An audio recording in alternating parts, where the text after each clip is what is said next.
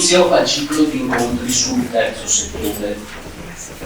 Allora, il mio ruolo odierno di Presidente è abbastanza marginale, in quanto tale, salvo ovviamente la rappresentanza impropria del magnifico Rettore. Ruolo marginale, però vi sono alcuni passaggi che mi competono per diversi motivi e ai quali non intendo sottrarmi.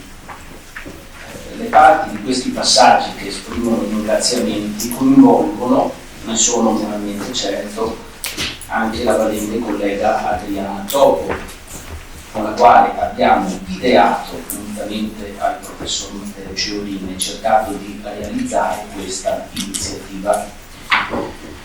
Essa è stata resa possibile per il concorso primario e determinante della Fondazione Cassa di Risparmio di Padova e Rovigo e del suo presidente, il professor Gilberto Muraro, magnifico rettore, già magnifico rettore, al professor Muraro e alla Fondazione va dunque un saluto gratissimo. Quando balenò l'idea da parte di Adriana Topo e mia, idea assecondata dal Dipartimento di Diritto Privato e Critica del Diritto del nostro Ateneo di Padova, di concorrere al nutrito programma che nella città di Padova si sta dipanando per onorarne la designazione a capitale europea del volontariato, abbiamo trovato un diretto e immediato appoggio morale e tangibilmente materiale nel presidente Muraro e della Fondazione. Il taglio scelto sin dall'inizio è direi professionale e pratico, come avverte il titolo del resto, il diritto privato a servizio dell'interesse generale. Con questo si è inteso non solo proseguire le altre numerose iniziative pertinenti ai settori scientifici disciplinari che fanno capo al Dipartimento, ma anche proporre nuovi approfondimenti su temi che in linea generale, nel passato quantomeno, in un corso di giurisprudenza sono trattati o erano trattati in modo, per così dire, stilizzato. In realtà già da alcuni anni nel corso di giurisprudenza di Treviso è arrivato l'insegnamento di enti no profit, insegnamento che ha destato, devo dire, l'interesse di molti studenti e che a Padova dall'anno prossimo partirà quantomeno, e probabilmente non solo, partirà sotto la denominazione di diritto del terzo settore, visto che nel frattempo è entrato formalmente in vigore il codice del terzo settore. In proposito non dà alcun dubbio che la riforma complessiva attuata attraverso l'emanazione, come ho detto, di un vero e proprio codice, una riforma ancora in piena fase di attuazione, ha fornito tanto materiale di studio e di impegno professionale. Anche nel nostro Dipartimento arrivano in continuazione richieste da parte, per esempio, di collegi notarili di interventi su questo tema. Ma su questo sentiremo tra poco l'intervento necessariamente più che informato del professor Ponzanelli, che di questa riforma è stato, per così dire, il primo facitore. Il tema del terzo settore in genere e del volontariato in specie potrebbe essere affrontato sotto diversi punti di vista o, come si diceva con la vecchia impostazione scolastica, l'oggetto materiale potrebbe esprimere diversi oggetti formali: economia, sociologia, scienza costituzionale, psicologia sociale, organizzazione aziendale, etica, discipline confessionali. Ne sono parti interessate. Anche la storia delle istituzioni è coinvolta, penso ad esempio in epoca preunitaria alla grande forma di assistenza sociale su base volontaria e gratuita, in genere religiosamente ispirata, svolta da grandissime istituzioni laicali. Io faccio riferimento per forza di cose a una città, a Venezia, e a tutte queste grandissime istituzioni laicali voglio ricordare le scuole grandi, studiate da Ryan Pullan, per esempio, per motivi personali ricordo la scuola grande di San Rocco, grande forma, nata come forma di volontariato assistenziale nei confronti degli ammalati della peste. Penso anche a quel monumento legislativo dell'Italia in Italia, che fu la legge del 1890 dovuta a Francesco Crispi, grande affermazione dell'interesse dello Stato verso un settore, assistenza e beneficenza, prima connotato da notevole frammentazione e dispersione. Ma non voglio andare oltre su questo punto, penso che qualcosa dirà anche il professor Murari in proposito. Assistenza, beneficenza, interesse dello Stato, mercato. Abbiamo perciò fatto una scelta e, come per il resto del corso, l'incontro inaugurale di oggi presenterà diverse sfaccettature informative, teoriche e pratiche. Si chiuderà però con alcune testimonianze rappresentative di una realtà così significativa, così presente, così diffusa, così antica nelle nostre zone e non solo, sia pure sotto denominazioni differenti e dentro sfere di azioni magari più limitate, ma pur sempre variegate ed efficaci. Ciò premesso, ho cercato di essere il più breve possibile, rinnovando i saluti e l'augurio di buon lavoro da parte del nostro magnifico lettore. Passo la parola alla dottoressa Bortolami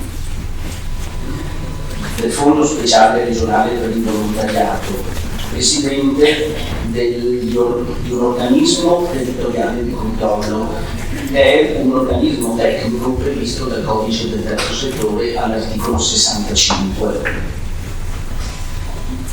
Gli organismi territoriali di controllo sono uffici territoriali vivi di autonomia soggettiva chiamati a svolgere nell'interesse generale funzioni di controllo dei centri di servizio di volontariato, articolo 65. Poi nell'ambito 4 nomina espressamente nella Regione del Veneto. A lei, dottoressa, la parola. Grazie. Grazie, intanto grazie per questa occasione.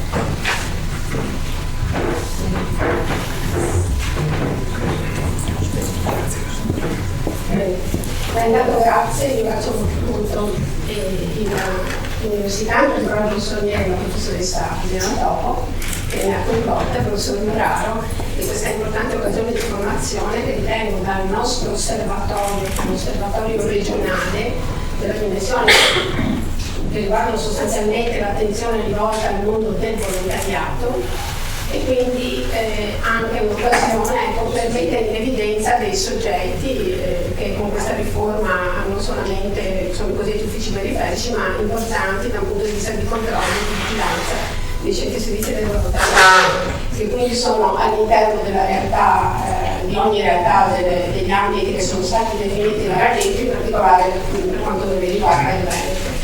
Quindi anche molto attentamente presenti con diverse sfaccettature, perché poi la realtà è quella di esserci nei territori, di ascoltare la nostra complessa realtà veneta e diversificata tra le diverse province, e quindi è sicuramente per noi per me è un'occasione di condivisione di questi soggetti invisibili ma molto presenti, diciamo, nella filiera della riforma del terzo settore.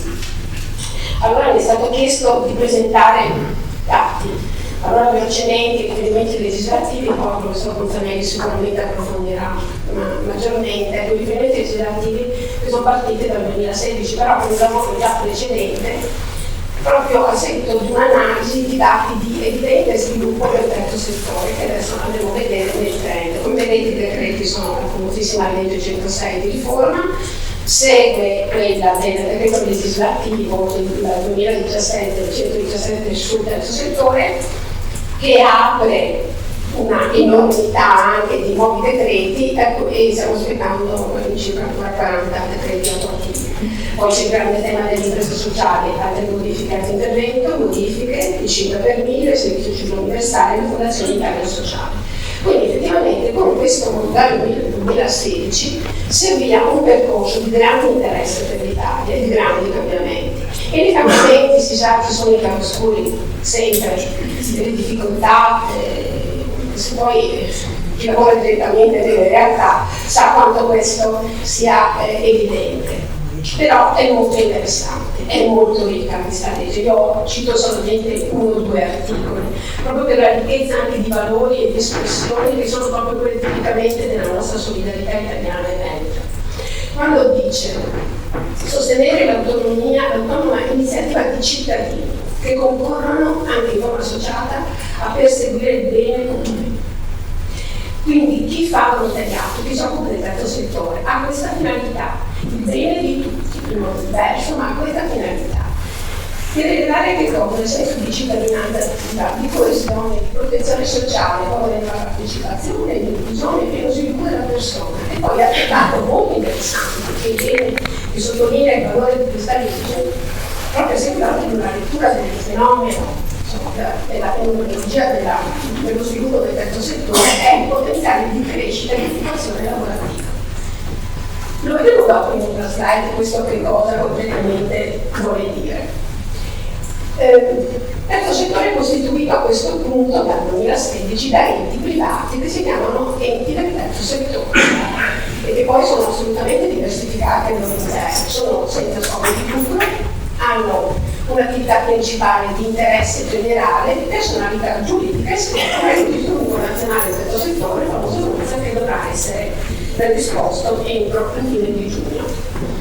Non fanno parte del terzo settore le formazioni, le associazioni politiche, i sindacati, le associazioni professionali e rappresentanti di categorie economiche. Le fondazioni bancarie sono escluse, anche se concorrono al perseguimento dell'attività dell'articolo 1. Quindi, organizzazioni di volontariato, promozione sociale, ente filantropico, impresa sociale, rete associativa, società di mutuo soccorso, associazione riconosciuto meno, fondazioni, quelle di origine bancaria e altri enti di natura privata. Solamente dato un elenco della complessità, e immaginate voi quale complessità anche dal punto legislativo per di ordine, per di applicazione delle leggi. Quindi per chi poi è all'interno ci si rende sempre più conto quotidianamente, ecco, che un corso di questo genere è assolutamente necessario, proprio come approfondimento, studio, conoscenza. Quindi rinnovo i ringraziamenti, lo dico anche a nome di tante persone che purtroppo non dovrebbero partecipare, non vogliamo imparare, perché è effettivamente un momento molto importante questo, di cambiamento culturale, sociale, politico, economico, lo vedremo. Chi esclude tutte queste, quindi le formazioni sociali politiche, sindacati, quello che ho già detto. Il 117 del codice rende il valore, la funzione importante del terzo settore. E qual è la parola chiave, a mio parere, di questo articolo dei principi generali? È il dono. È un po' forte come affermazione, sicuramente, ma lo dico con estrema convinzione. Perché chi decide di lavorare per l'altro deve avere un grande senso di disponibilità e di generosità. Appunto, due espressioni così rilevanti sia per locali che internazionali, che davvero danno l'idea di quanto questo sia l'espressione del valore sociale, cioè della ricchezza costante delle persone, in una costante costruzione della propria missione, cioè quella di essere un dono per gli altri. È vero, ci saranno ragionamenti economici, giuridici importanti, ma questa è la sostanza. Una persona che si dedica all'altro deve farlo un sacrificio per volte. Ma lo fa perché lo sente profondamente come un dovere sociale, non solamente come un diritto alla partecipazione. Questi velocemente gli organismi inseriti, perché come OTC ho ritenuto importante ricordare in quale contesto di filiera siamo presenti, quindi l'organismo nazionale, il Fondo Unico Nazionale che raccoglie i fondi delle fondazioni bancarie e i centri servizi del volontariato, quindi un po' noi ci siamo qua all'interno. I dati che presenterò sono fonte Istat del 2017, che saranno di pubblicazione prossima, che mancano lì. E cosa fa la Fondazione Istat? La Fondazione Istat declina le istituzioni non profit, quindi tutto questo grande terzo settore, in 4 macro categorie: le associazioni, le cooperative sociali, le fondazioni e altre forme. questi sono i dati ufficiali a livello nazionale. Notate come dal 1999 al 2017 l'evidente trend di crescita sia del numero delle associazioni, fondazioni, cooperative sociali e altre forme, e il numero di popolazione e il numero di dipendenti. Questo è stato il dato che ha fatto molto riflettere poi, che era anche all'interno dei gruppi di lavoro a livello nazionale che era disposto alla riforma, su il senso e il significato di un terzo settore, non solo che ha un forte valore sociale, ma che questo valore sociale ha anche un impatto di carattere economico. Lo vedremo dopo un attimo positivo questo che cosa significa poi anche in quali settori.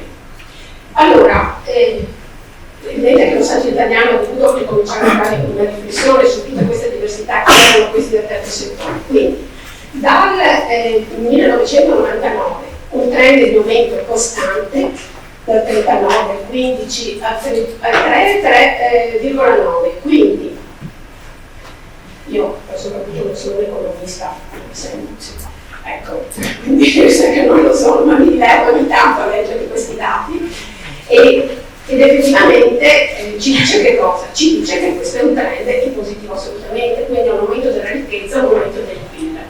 I lavori, tra virgolette, secondari, e vedremo quali sarebbero i secondari, ma che forse sono il tamaño. Questa è un'altra interessante diapositiva di istituzioni non profit, dove c'è la variazione tra 2015 e 2017.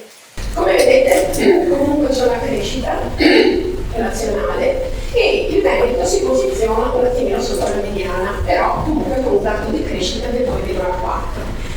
La slide a lato ci dice quanti volontari ci sono, comprendendo sempre queste quattro macro categorie, che sono 62 su 10.000, quindi vuol dire che comunque sempre intorno a noi abbiamo qualcuno che svolge l'attività di volontariato.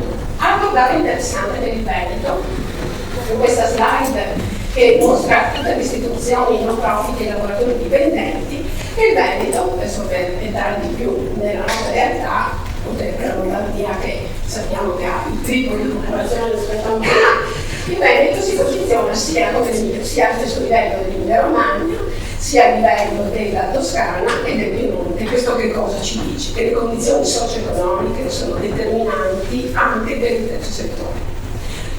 Quindi c'è una corrispondenza, direi, tanto quanto terzo settore, tanto quanto anche sviluppo di carattere socio-economico. Quindi sarebbe anche molto interessante dare una maggiore lettura di questi elementi che ci fanno assomigliare.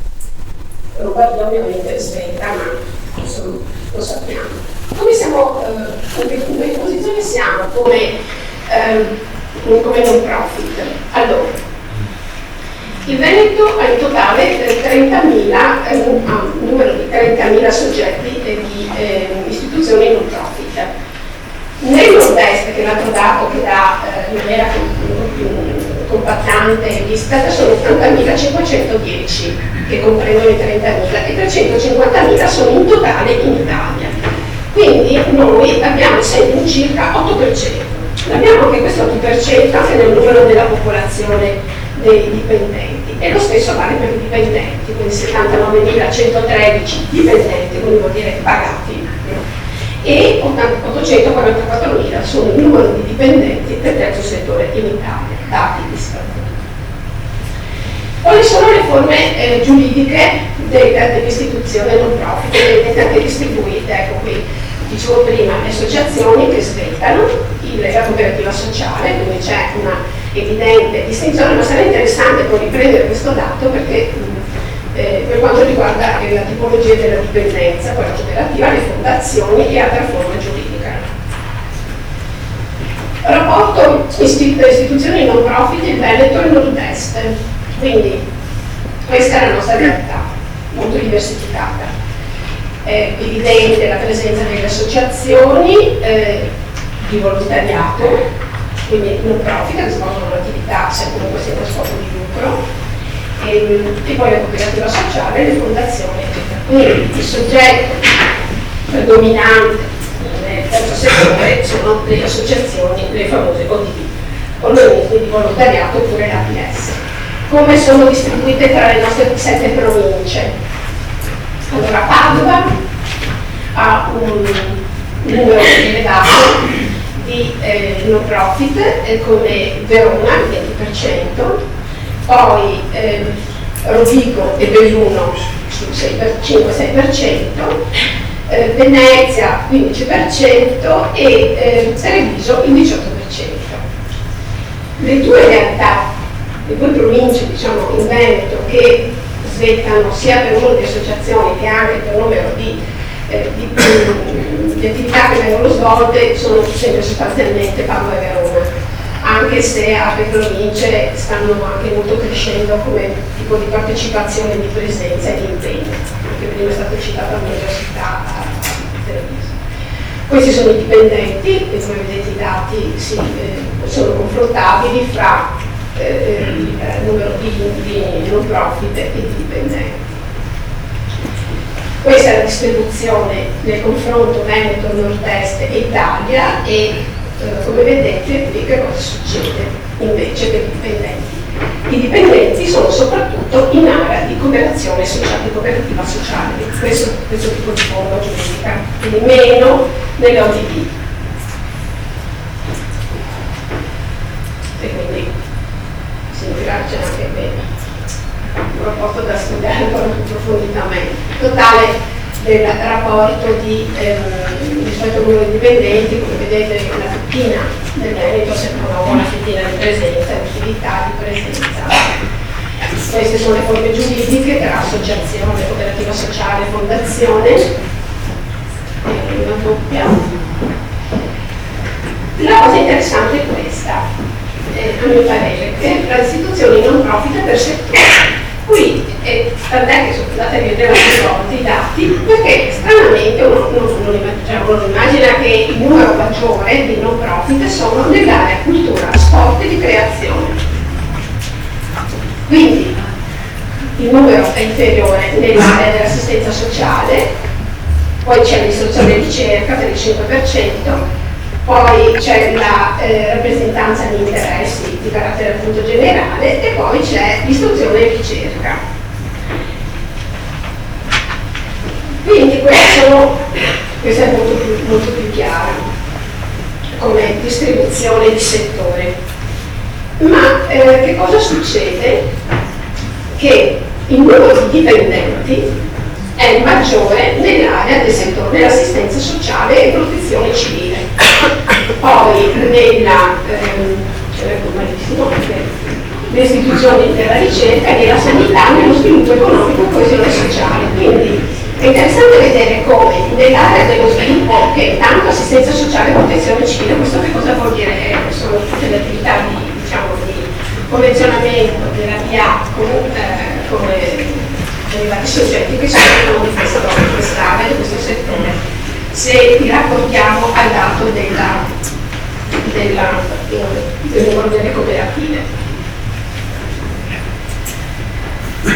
E quindi c'è l'articolo 24 ore, che il futuro appunto sarà questo del terzo settore, soprattutto il PA, quindi sviluppo. Ancora non profit per settore, come vedete l'assistenza sociale emerge a differenza della cultura, sport e di creazione, quindi con una differenza sostanziale del voto diretto che non è poco. E anche l'altro dato che andrebbe maggiormente approfondito, soprattutto che è nell'ambito della cooperazione sociale, è quello dello sviluppo economico e coesione sociale. Quindi effettivamente si trattano di grandi cooperative, di grandi gruppi che sono all'interno di quest'area in modo particolare, avendo una forma di non profit. Ecco, questi sono i dati in Veneto rispetto a quelli nazionali, quindi manteniamo una percentuale dell'8,7 che si conferma sempre lo stesso posizionamento e anche nella distribuzione tra i diversi settori. Che cosa interessante, una cosa che mi ha molto incuriosito, è quello della distinzione di genere. Percentualmente sono più presenti le donne, 74,3 rispetto agli uomini 25,68. Anche qui domanda processo di femminilizzazione in corso, anche nell'area del terzo settore. Sono più le donne che sono attive e presenti, ma e quindi interessante, dall'altro lato anche sappiamo che più le donne sono impegnate e lavorano, hanno un impiego, più c'è ricchezza sociale, quindi anche questo è un utile elemento di valutazione del valore del terzo settore. Poi ci sono i dipendenti non profit, distinti da classi di età. Anche qua è interessante molto, perché noi diciamo che il volontariato si sta invecchiando, quindi c'è un percorso di invecchiamento in atto, perché e quindi anche la fonte politica di qualche centro servizi volontariato, come la capitale europea del volontariato, che si sta molto occupando della realtà giovanile, della tematica giovanile. Allora, vediamo che qui 30-49 anni sono il 50%, 55%, poi scendiamo un pochino, abbiamo 31-43%, dai 50 anni fino in su, e poi c'è diminuiamo tra la fascia tra i 15 e i 29 anni, che si sta emergendo un dato interessante, che i giovani si impegnano singolarmente, meno in forme associative. Poi altro dato che conferma la presenza di persone straniere in Italia di circa il 10%, quindi anche questo conferma il trend. Adesso, dopo questi dati di carattere generale, una corsa veloce sui centri servizi del volontariato, che diventeranno sempre di più punti di riferimento territoriali per tutto il mondo, con le diverse ovviamente sfumature e sfaccettature vista la complessità della realtà delle presenze del terzo settore. Allora, ci sono 200.000 in Italia servizi erogati, 48.000 associazioni, 62.000 cittadini. Negli ambiti, quali sono le attività? La promozione, la formazione, consulenza, comunicazione, ricerca, documentazione, supporto logistico. Teniamo conto che il centro servizi del volontariato è uno degli organismi, e quindi, ma c'è molta più complessità, lo vedremo poi nei dati successivi. Poi c'è il personale retribuito che è intorno alle 800 unità, con un 84% di contratti dipendenti, coadiuvati da volontari che dedicano ben 230.000 ore di lavoro gratuito. E noi abbiamo fatto un calcolo sul lavoro gratuito, veramente gratuito, corrisponderebbe a 18 euro l'ora. Allora, sapete anche interessante, no? Effettivamente qual è il lato poi economico in tanti servizi che il volontariato svolge all'interno delle nostre realtà. Compiti del CSV sono quelli di promuovere la presenza e il ruolo dei volontari in tutti gli enti del terzo settore, e questo è stato un altro grande cambiamento e anche una grossa spinta ai centri servizi di volontariato a riformularsi, a rivedere indirizzi, modalità, attività. In Italia diventeranno 49, lo dico perché nel Veneto erano 7 e rispettando la legge che considera un centro servizi territoriale con 1 milione di abitanti, sono stati accorpati due territori, quindi Belluno Treviso e Pavaro Rovigo, ed è in corso l'integrazione da queste realtà. Quindi questo non vale solamente per il Veneto, ma per tante realtà, perché da una settantina di centri servizi del volontariato volutamente c'è stata questa riduzione proprio per favorire maggiormente anche delle risposte più appropriate in ambito territoriale. È evidente che uno degli elementi caratterizzanti del prossimo futuro è la formazione, è il momento delle competenze. Do velocemente dei dati per Belluno, Padova, Rovigo, Treviso, Venezia, Verona, Vicenza Regione, rispetto al numero di abitanti. Le ODV, questi sono dati che conoscono tutto il volontariato, quindi non c'è tutto il terzo settore, quindi volontari. Vedete, il dato è questo, che sempre ci ha fatto molto riflettere, che non tutte le associazioni di volontariato sono iscritte ai centri servizi del volontariato. Quindi la legge invita che i centri servizi rispondano a tutti i soggetti, a tutte le associazioni, a tutti i cittadini presenti nei territori. Quindi anche questo sarà un altro elemento per la loro evoluzione. Questa è la loro territorialità rispetto al numero di abitanti, perché ci sono gli sportelli, ogni centro poi è istituito in sportelli. E poi anche qui un dato interessante, che dico solo, è il trend di crescita annuale di tutti i centri servizi del volontariato dal 1997 al 2017, quindi di un 13%. Quindi sono centri servizi del volontariato del Veneto attivi, presenti, con tutte le contraddizioni, ma chi non ha le contraddizioni sarebbe possibile immaginarle, non immaginarle. Quindi anche questo è un dato interessantissimo di sviluppo interno e di crescita. Questi sono poi altri dati che riguardano il numero dei soci presenti e come vedete sono sempre legati al numero degli organismi di volontariato. Sto concludendo dicendo che la fase di trasformazione è evidente sia dal punto di vista sociale che economico.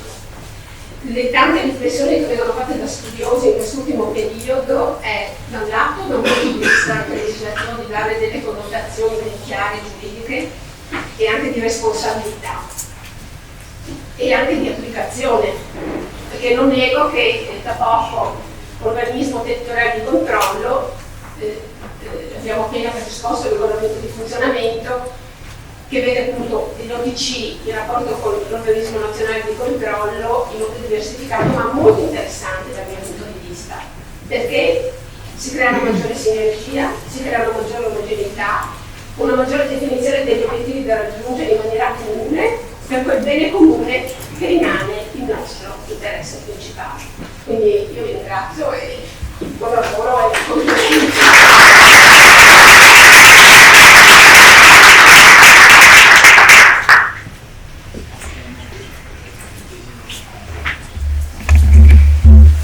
Ecco, grazie veramente tante alla dottoressa Silvana Mortorani, alla quale chiedo, come chiederemo anche agli altri relatori e intervenienti, di mettere a disposizione questa documentazione, perché la nostra intenzione è poi di pubblicare gli atti nei nostri incontri.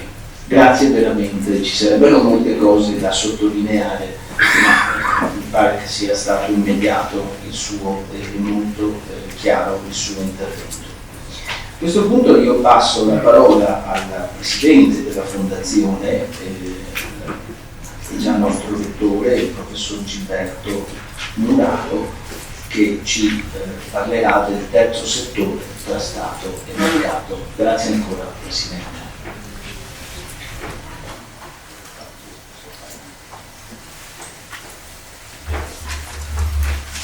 Buongiorno a tutti. Io sono veramente colpito, no, ma dopo mi siedo. Parlo per un attimo da Presidente della Fondazione, poi mi dovrete supportare invece da ex-docente. Come Presidente della Fondazione desidero esprimere veramente la soddisfazione generale nell'avere cooperato alla promozione di questo corso. Siamo onorati ovviamente di vedere il nostro ruolo associato a quello dell'università. Siamo anche fieri di essere un po' antesignani in questa riflessione sul terzo settore, che direi non solo segue rapidamente la legge, ma quasi accompagna, perché sappiamo che appunto la legge è ancora in linea di definizione attraverso i decreti attuativi. Quindi insomma è un esempio di sensibilità e di capacità organizzativa che ci rallegra. La partecipazione del pubblico è entusiasmante, ci sentiamo travolti dal successo. Speriamo per le prossime volte di riuscire ad attrezzare anche spazi contigui in maniera da assicurare a tutti un ascolto più facile. Ecco, detto questo, come Presidente vesto il cappello appunto di un docente di economia pubblica e svolgo questa riflessione che è prevista in termini direi quasi propedeutici. Ci sarà nulla nel mio discorso, nel mio breve discorso sulla contenuti e sulla modalità di applicazione della legge, per questo poi ci saranno altri validi relatori, neanche ripercorrerò i termini quantitativi del fenomeno. Io voglio invece invitarvi a riflettere, penso che mezz'ora in un corso di tante sedute valga la pena di indicarlo, a riflettere su quello che precede e quello che accompagna questa legge del terzo settore, che non è caduta dal cielo, ovviamente è l'esito di un processo secolare e di un forte dibattito nella società contemporanea. Allora la storia è più vicina che possiate seguire. A livello di storia cominciamo con temi storici e poi dibattito teorico. A livello di storia iniziamo con la nascita dello Stato liberale termini sono convenzionali, per Stato liberale io intendo uno Stato laico, che si distingue quindi dall'osservanza religiosa e che assicura appunto il rispetto di tutte le religioni, e Stato democratico, essenzialmente la sovranità popolare. Sono due principi che sono espressi in maniera secondo me mirabile nella dichiarazione di indipendenza degli Stati Uniti, che mi piace sempre ricordare a me stesso e agli altri. Consideriamo verità evidenti che tutti gli uomini sono creati uguali, che sono stati dotati dal loro creatore di taluni diritti inalienabili, che tra questi diritti c'è il diritto alla vita, ci sono la vita, la libertà e il perseguimento della felicità, che per garantire questi diritti vengono istituiti tra gli uomini di governo che derivano dal consenso di governati loro giusto potere. Quindi per una cesura storica formidabile nella storia dell'uomo, non più il potere per investitura divina, ma il potere che nasce dal popolo. Quali sono gli elementi da cogliere in questi fondamenti? Due essenzialmente, l'uguaglianza e la libertà. Proscinendo da tutte le differenze, quindi libertà religiosa, libertà politica, si aggiunge poi non come corollario necessario, ma come corollario storicamente verificatosi quello della libertà economica, libertà di impresa, libertà di consumo. Quindi la sovranità del consumatore diventa un altro principio sacro di questo Stato, che viene appunto edificato attraverso prima la rivoluzione americana e poi alcuni anni più tardi attraverso la rivoluzione francese, la quale aggiunge anche alla libertà e legalità, aggiunge anche il terzo termine, la fraternità, termine molto impegnativo, tanto che viene presto dimenticato e lo vediamo riemergere nei documenti ufficiali soltanto nel secondo dopoguerra. Quindi viene messo lì, ma viene appunto lasciato perdere e viene affidato alle attività private. E quindi se noi vediamo il seguito della storia, vediamo che la fraternità, che più modestamente diventava solidarietà verso il debole, verso chi aveva bisogno, è un compito relegato al volontariato che si esprimeva attraverso alcune istituzioni laiche, ma più spesso all'inizio della storia attraverso la tradizione religiosa in campo sociale. Quindi da questo punto di vista possiamo dire che il terzo settore è sempre esistito come attività volontaria, perché lo Stato faceva poco o niente su questo campo. Si va dall'elemosina individuale alle forme organizzate, le confraternite, le stesse corporazioni che hanno finalità economica ma che sono comunque strumento di solidarietà tra tutti i partecipanti, gli ospedali, i monti di pietà. Quindi siamo qui in una sede che appunto era inizialmente dedicata a queste istituzioni, i monasteri e quant'altro. Le istituzioni pubbliche sono più interessate al fenomeno sotto il profilo dell'ordine pubblico, con alcune eccezioni che è giusto ricordare, anche perché sono un po' un vanto italiano. La Firenze del 1542 con Cosimo I, la Venezia del 1561 prevedono un qualche intervento pubblico nei confronti dei poveri, degli handicappati, delle vedove, degli orfani, eccetera. Poi a livello europeo il faro è dato dall'Inghilterra, che detta le Poor Laws, la Poor Law del 1572, quella iniziale, quella forse più nota è quella rivista nel 1601. Ne abbiamo una rielaborazione nel 1834 e questo filone sopravvive fino alla sua abrogazione, prima tacita e poi formale, attraverso l'instaurazione dello Stato sociale, del welfare state, che è uno stadio però successivo. Nella seconda metà dell'Ottocento le cose cambiano un poco, non radicalmente ma cambiano un poco. La seconda metà dell'Ottocento vuol dire avere già un secolo di industrializzazione. Se guardiamo, come economisti diceva, verso la metà del Settecento la nascita dell'industrializzazione, qui siamo già in una fase matura. La fase matura significa un grande inurbamento. La rivoluzione industriale nasce essenzialmente come fenomeno urbano, perché è la città che offre il grande bacino di manodopera, e come inurbamento significa che noi abbiamo la perdita della larga famiglia contadina, che era il primo riparo delle disgrazie individuali, la prima forma di solidarietà. Quindi con la crescita delle città parte da famiglie singole, da famiglie che si spezzano rispetto alla larga famiglia contadina, è chiaro che ogni bisogno non trova più risposta nella famiglia, ma deve trovare una qualche risposta collettiva. Abbiamo poi in questa epoca la crescita dei movimenti proletari di protesta, un testo dei comunisti del 1848, già nei primi anni del secondo Ottocento abbiamo più manifestazioni dell'internazionale comunista, abbiamo il movimento culturale importante dei socialisti della cattedra, abbiamo insomma un mutamento di contesto culturale e di contesto operativo che porta ad avere un maggiore interesse dello Stato nei confronti dei fenomeni dato senso sociale. Voglio ricordare due riferimenti a questo riguardo. Uno è la legge Crispi del 1890, che anche il professor Miele aveva menzionato e che è importante.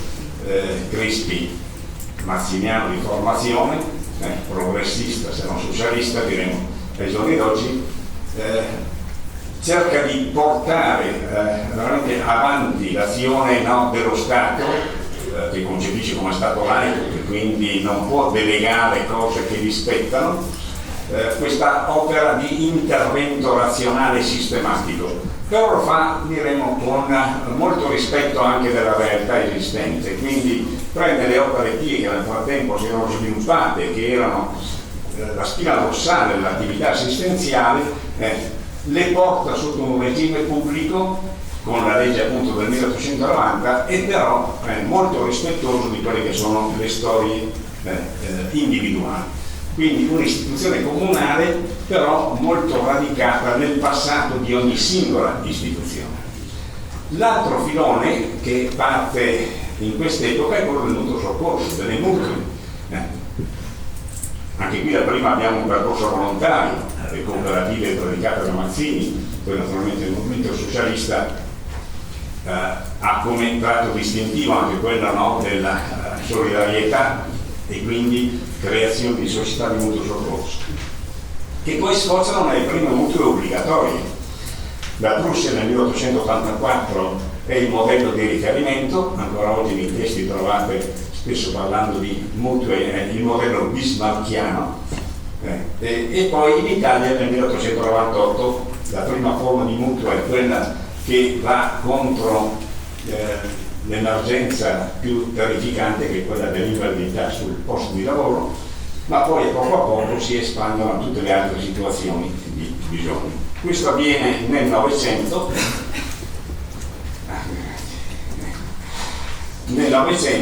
in cui il sistema mutualistico e l'assistenza pubblica appunto si diffondono.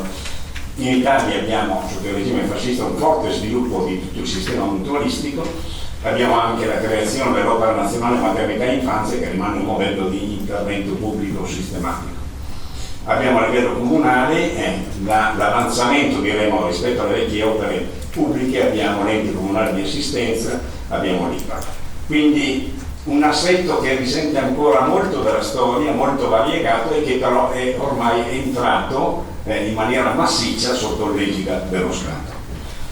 E arriviamo al secondo dopoguerra, che è storia di cui in parte siamo testimoni, con l'avvento dello Stato sociale.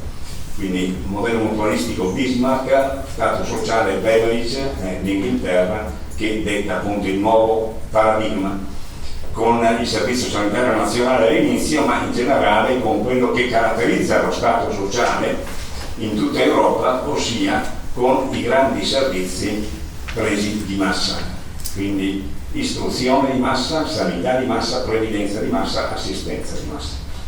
Sono cose che non affondano la loro origine nei secoli, sono cose che appartengono all'ultimo secolo, però devo dire che l'avanzamento dello Stato sociale è rapidissimo. Tra il 1945 e il 1975, diciamo anche in 30 anni, noi abbiamo una crescita della spesa sociale in tutti gli Stati europei che è di gran lunga superiore a quella registrata nei secoli precedenti. Lo Stato liberale nasce come Stato minimo, diremmo in termini giuridici, che quindi riesce ad andare avanti con una pressione fiscale del 10-15%. Il Regno d'Italia, che aveva il 19%, rappresentava già uno stato di vessazione tributaria. sogni, sogni. Ecco, per dirvi che appunto lo Stato si limitava veramente a fare delle cose di contorno destinate ad assicurare la difesa e la valorizzazione del mercato concorrenziale, che era il vero motore della crescita. Quindi ci vuole tempo per scoprire che in realtà il mercato è uno strumento ancora oggi insuperato di selezione delle imprese efficienti, ma crea tanti problemi che lo Stato non può ignorare. Quindi nel secondo dopoguerra abbiamo l'avvento dello Stato sociale, che rappresenta una specie di costituzione materiale, di patto implicito. Le classi più ricche accettano di finanziare lo Stato sociale attraverso un'imposta che viene resa sempre più progressiva. Abbiamo aliquote marginali dell'imposta personale che arrivano al 90%, e poi si appropriano però così di tutto quello che deriva in termini di utilità economica da uno stato di pace. Perché adesso non si può parlare troppo tempo su questo, ma se riflettete, la democrazia che distribuisce il potere politico in maniera uniforme sembra antitetica a un'economia di mercato, dove invece le disuguaglianze sono ovviamente implicite, no? Perché il mercato è come avere un sistema elettorale in cui ogni euro un voto, sistema politico, ogni testa un voto, come fanno a coesistere. E infatti qualcuno dice: se mettete un computer queste due realtà, il computer dice ma il 50% più uno povero si coalizza e crea una legge che espropria il 49 più ricco. Naturalmente questo non è avvenuto nella storia per molti motivi, che sarebbe anche affascinante approfondire, ma il motivo fondamentale è che il capitalismo del secondo dopoguerra trova appunto una maniera di convivenza felicissima nello Stato sociale, che assicura pace sociale, redistribuzione forte, con un'istruzione data a tutti che assicura anche l'ascensore sociale, come si usa dire, la possibilità per tutti, anche partendo dai livelli bassi, di andare avanti nella scala sociale. Su questo dovremo tornare quando parleremo del dibattito teorico attorno a queste attività. Quindi abbiamo questa fase dello Stato sociale, tutti felici, però a un certo punto le cose cambiano.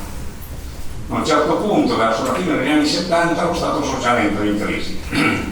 79 la Thatcher in Inghilterra e 80 Reagan negli Stati Uniti vanno al potere con una dichiarazione esplicita: noi siamo qui per ridurre la spesa sociale, per ridurre la tassazione che la sostiene, per ridare libertà al mercato.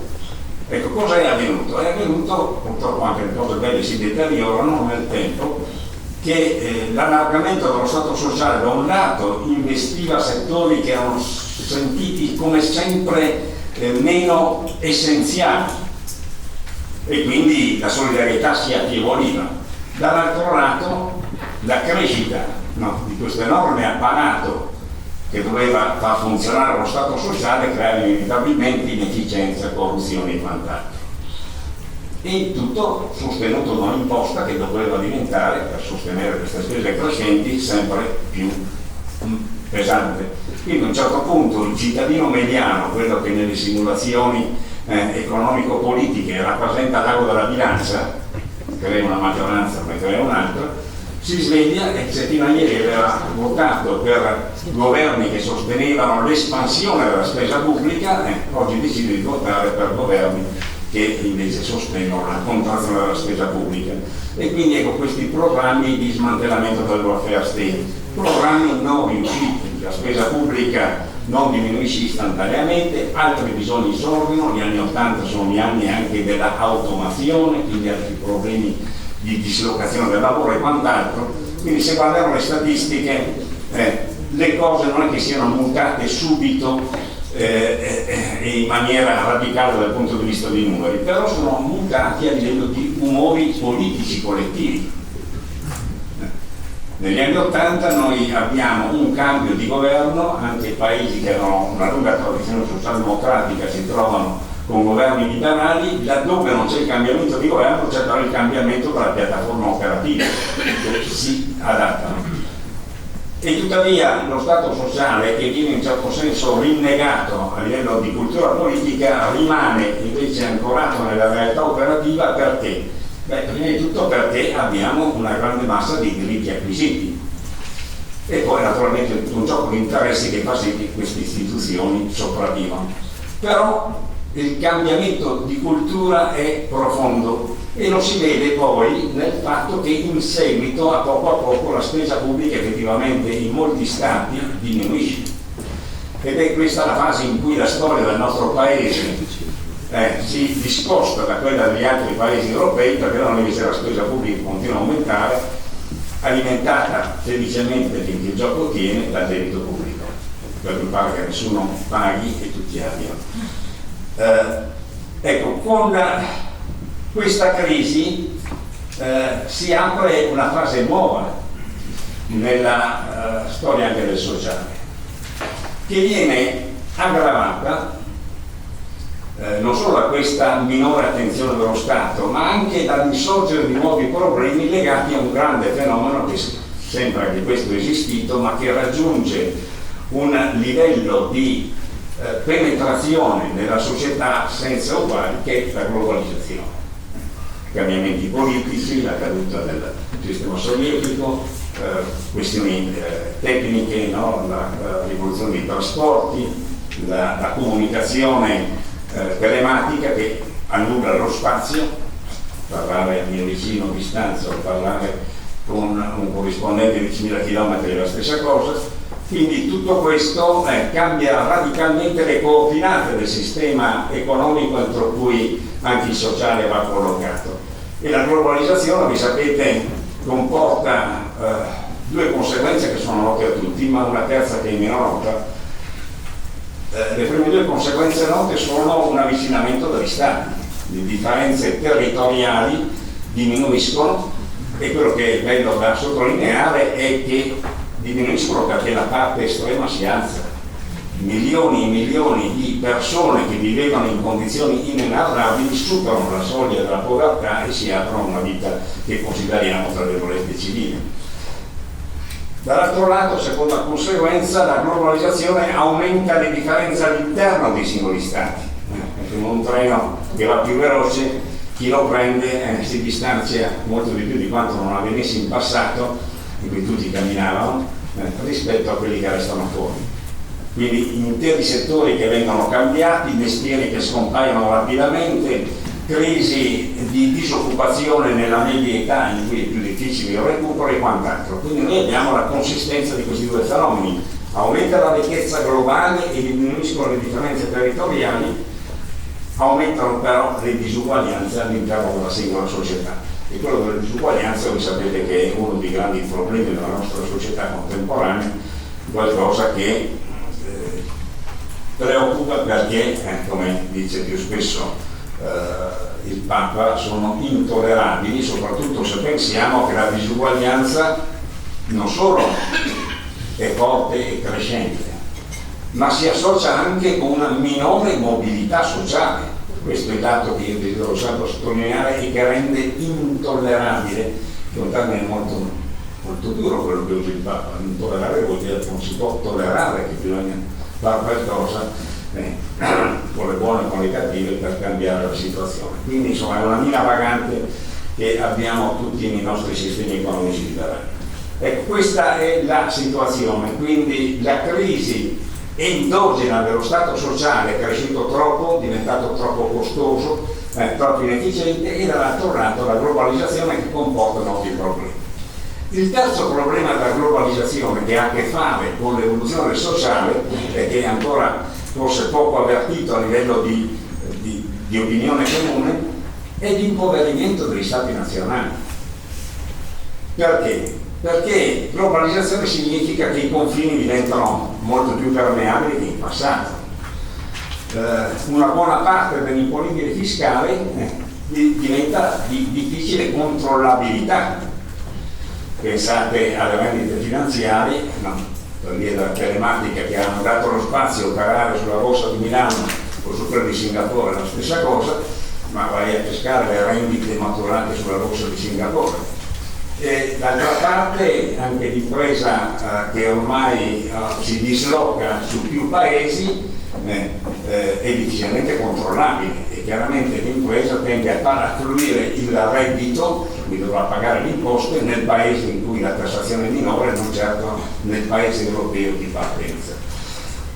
Anche gli altri consumi sono più difficilmente controllabili, gli altri redditi personali. Ogni tanto salta fuori il tale che aveva residenza fittizia a Monte Carlo, in realtà abitava in un paesino della Romagna, però è solo la punta dell'iceberg.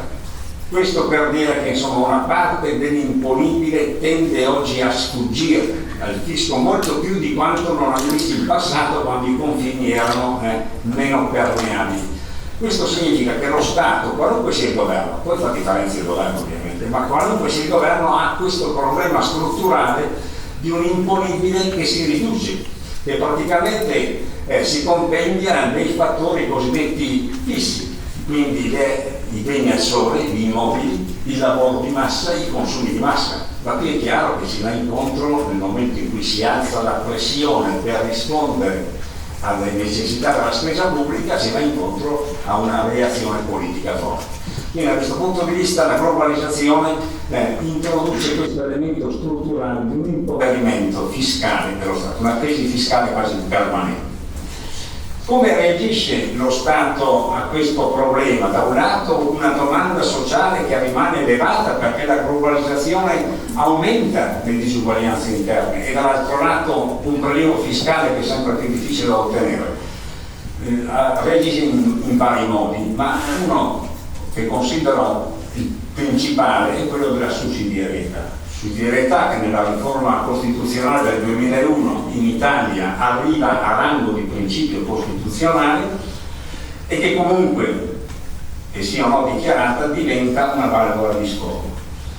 Sussidiarietà significa passare dallo Stato sociale alla comunità solidale, alla welfare state, alla welfare community. Significa, per dirlo in termini più coloranti, che lo Stato un po' alza le mani e dice adesso dovete venire in aiuto perché da solo non ce la faccio, e quindi è la comunità intera che viene investita di azioni di interesse generale che devono essere promosse dai singoli, dai cittadini come singoli o come associati, e che lo Stato cercherà naturalmente di agevolare, ma che però devono avere il concorso di tutti.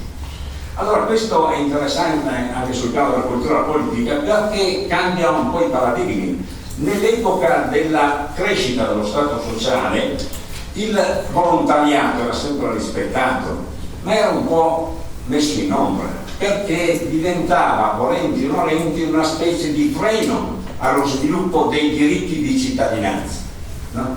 La battaglia allora di tutte le forze, perché il welfare state è opera delle forze cattoliche, delle forze socialiste, era quello appunto di allargare i diritti di cittadinanza.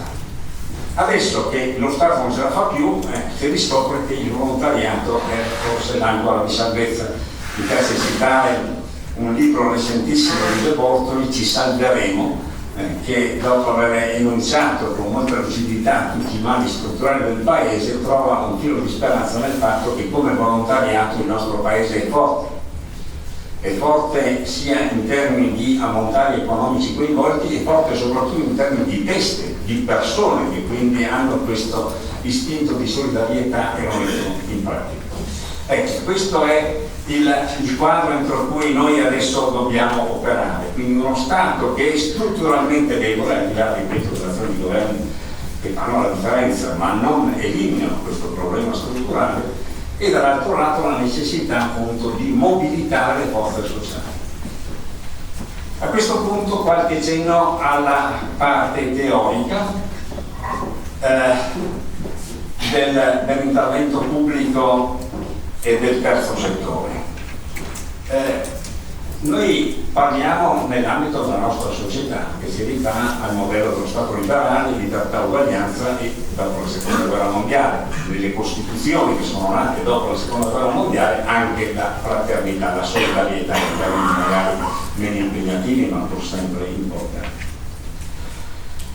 In questo Stato liberale il benessere sociale come viene misurato? Viene misurato come benessere dei singoli componenti, per fortuna ci siamo liberati dalle teorie organiche dello Stato, da un bene superiore che non ha nulla a che fare con il benessere dei cittadini, di qualcosa che deriva dall'alto, dal basso, che si rifà alla razza, no. Noi misuriamo il benessere sociale in termini di benessere dei cittadini che compongono la comunità.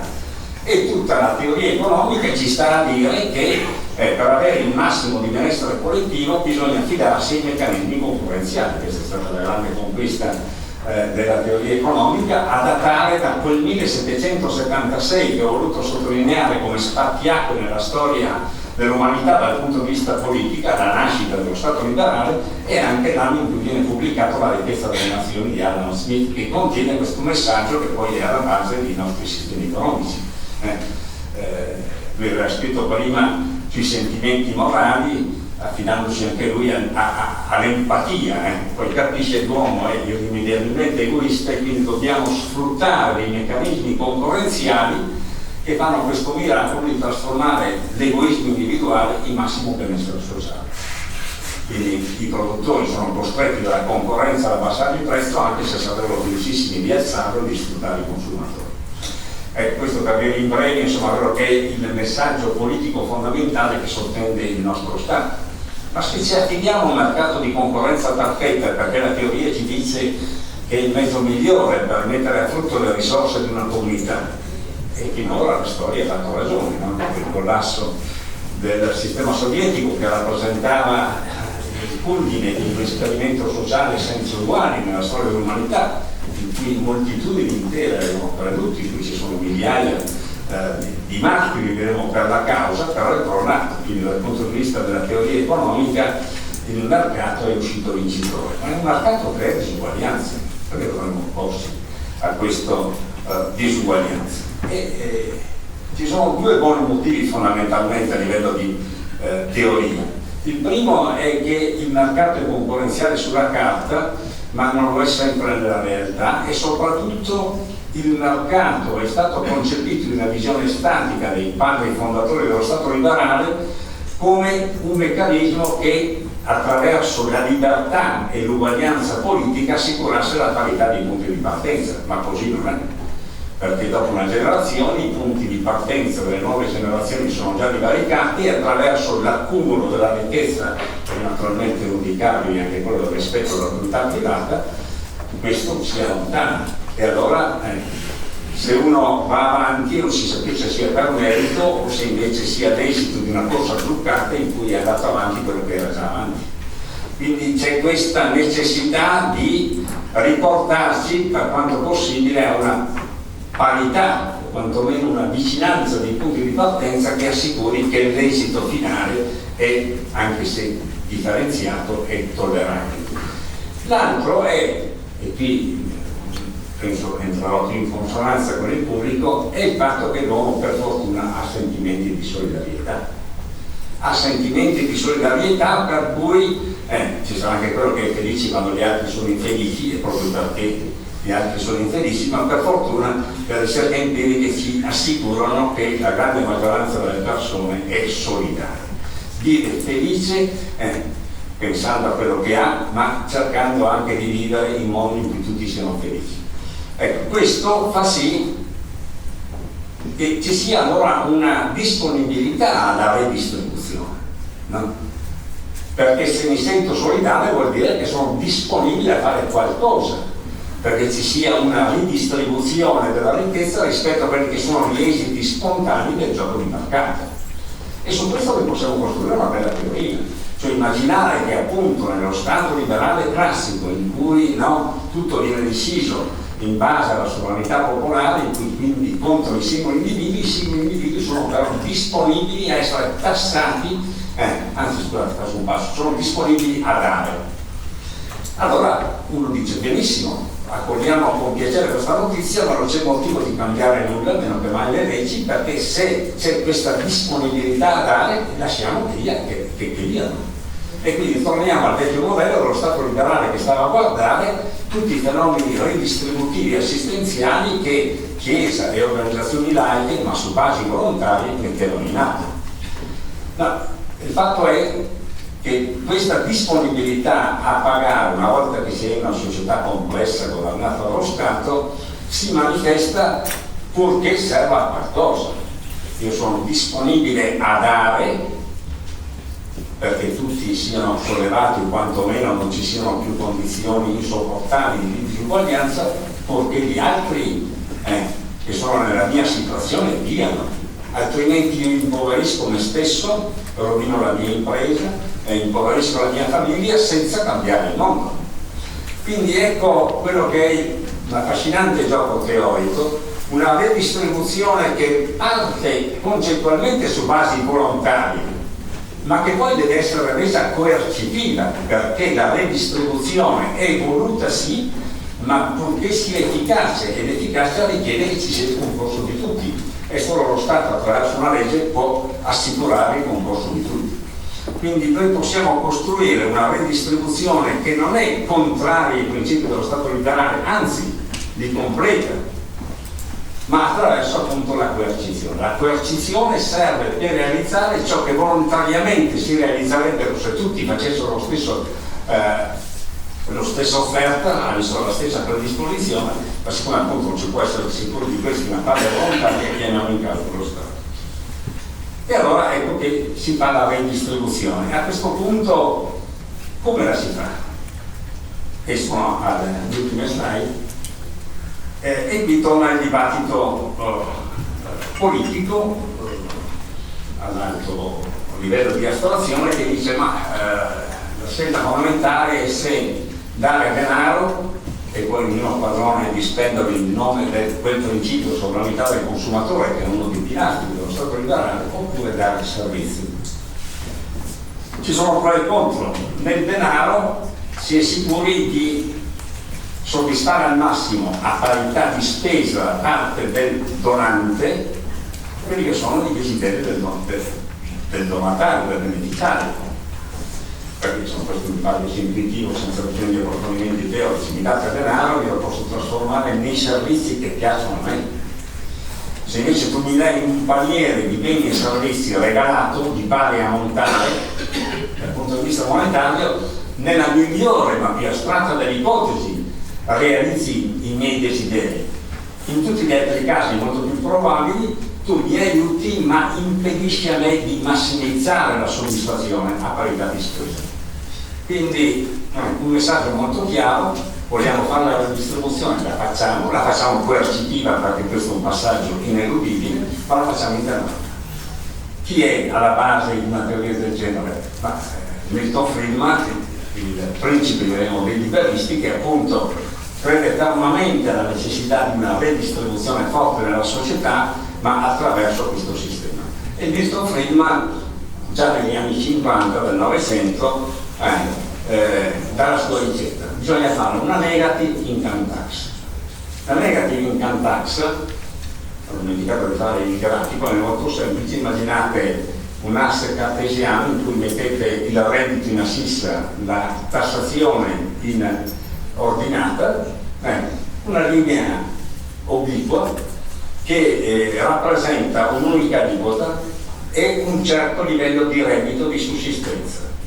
Sotto quel reddito il rapporto si inverte, è lo Stato che dà un sussidio al cittadino, sopra quel livello minimo è il cittadino che dà lo Stato.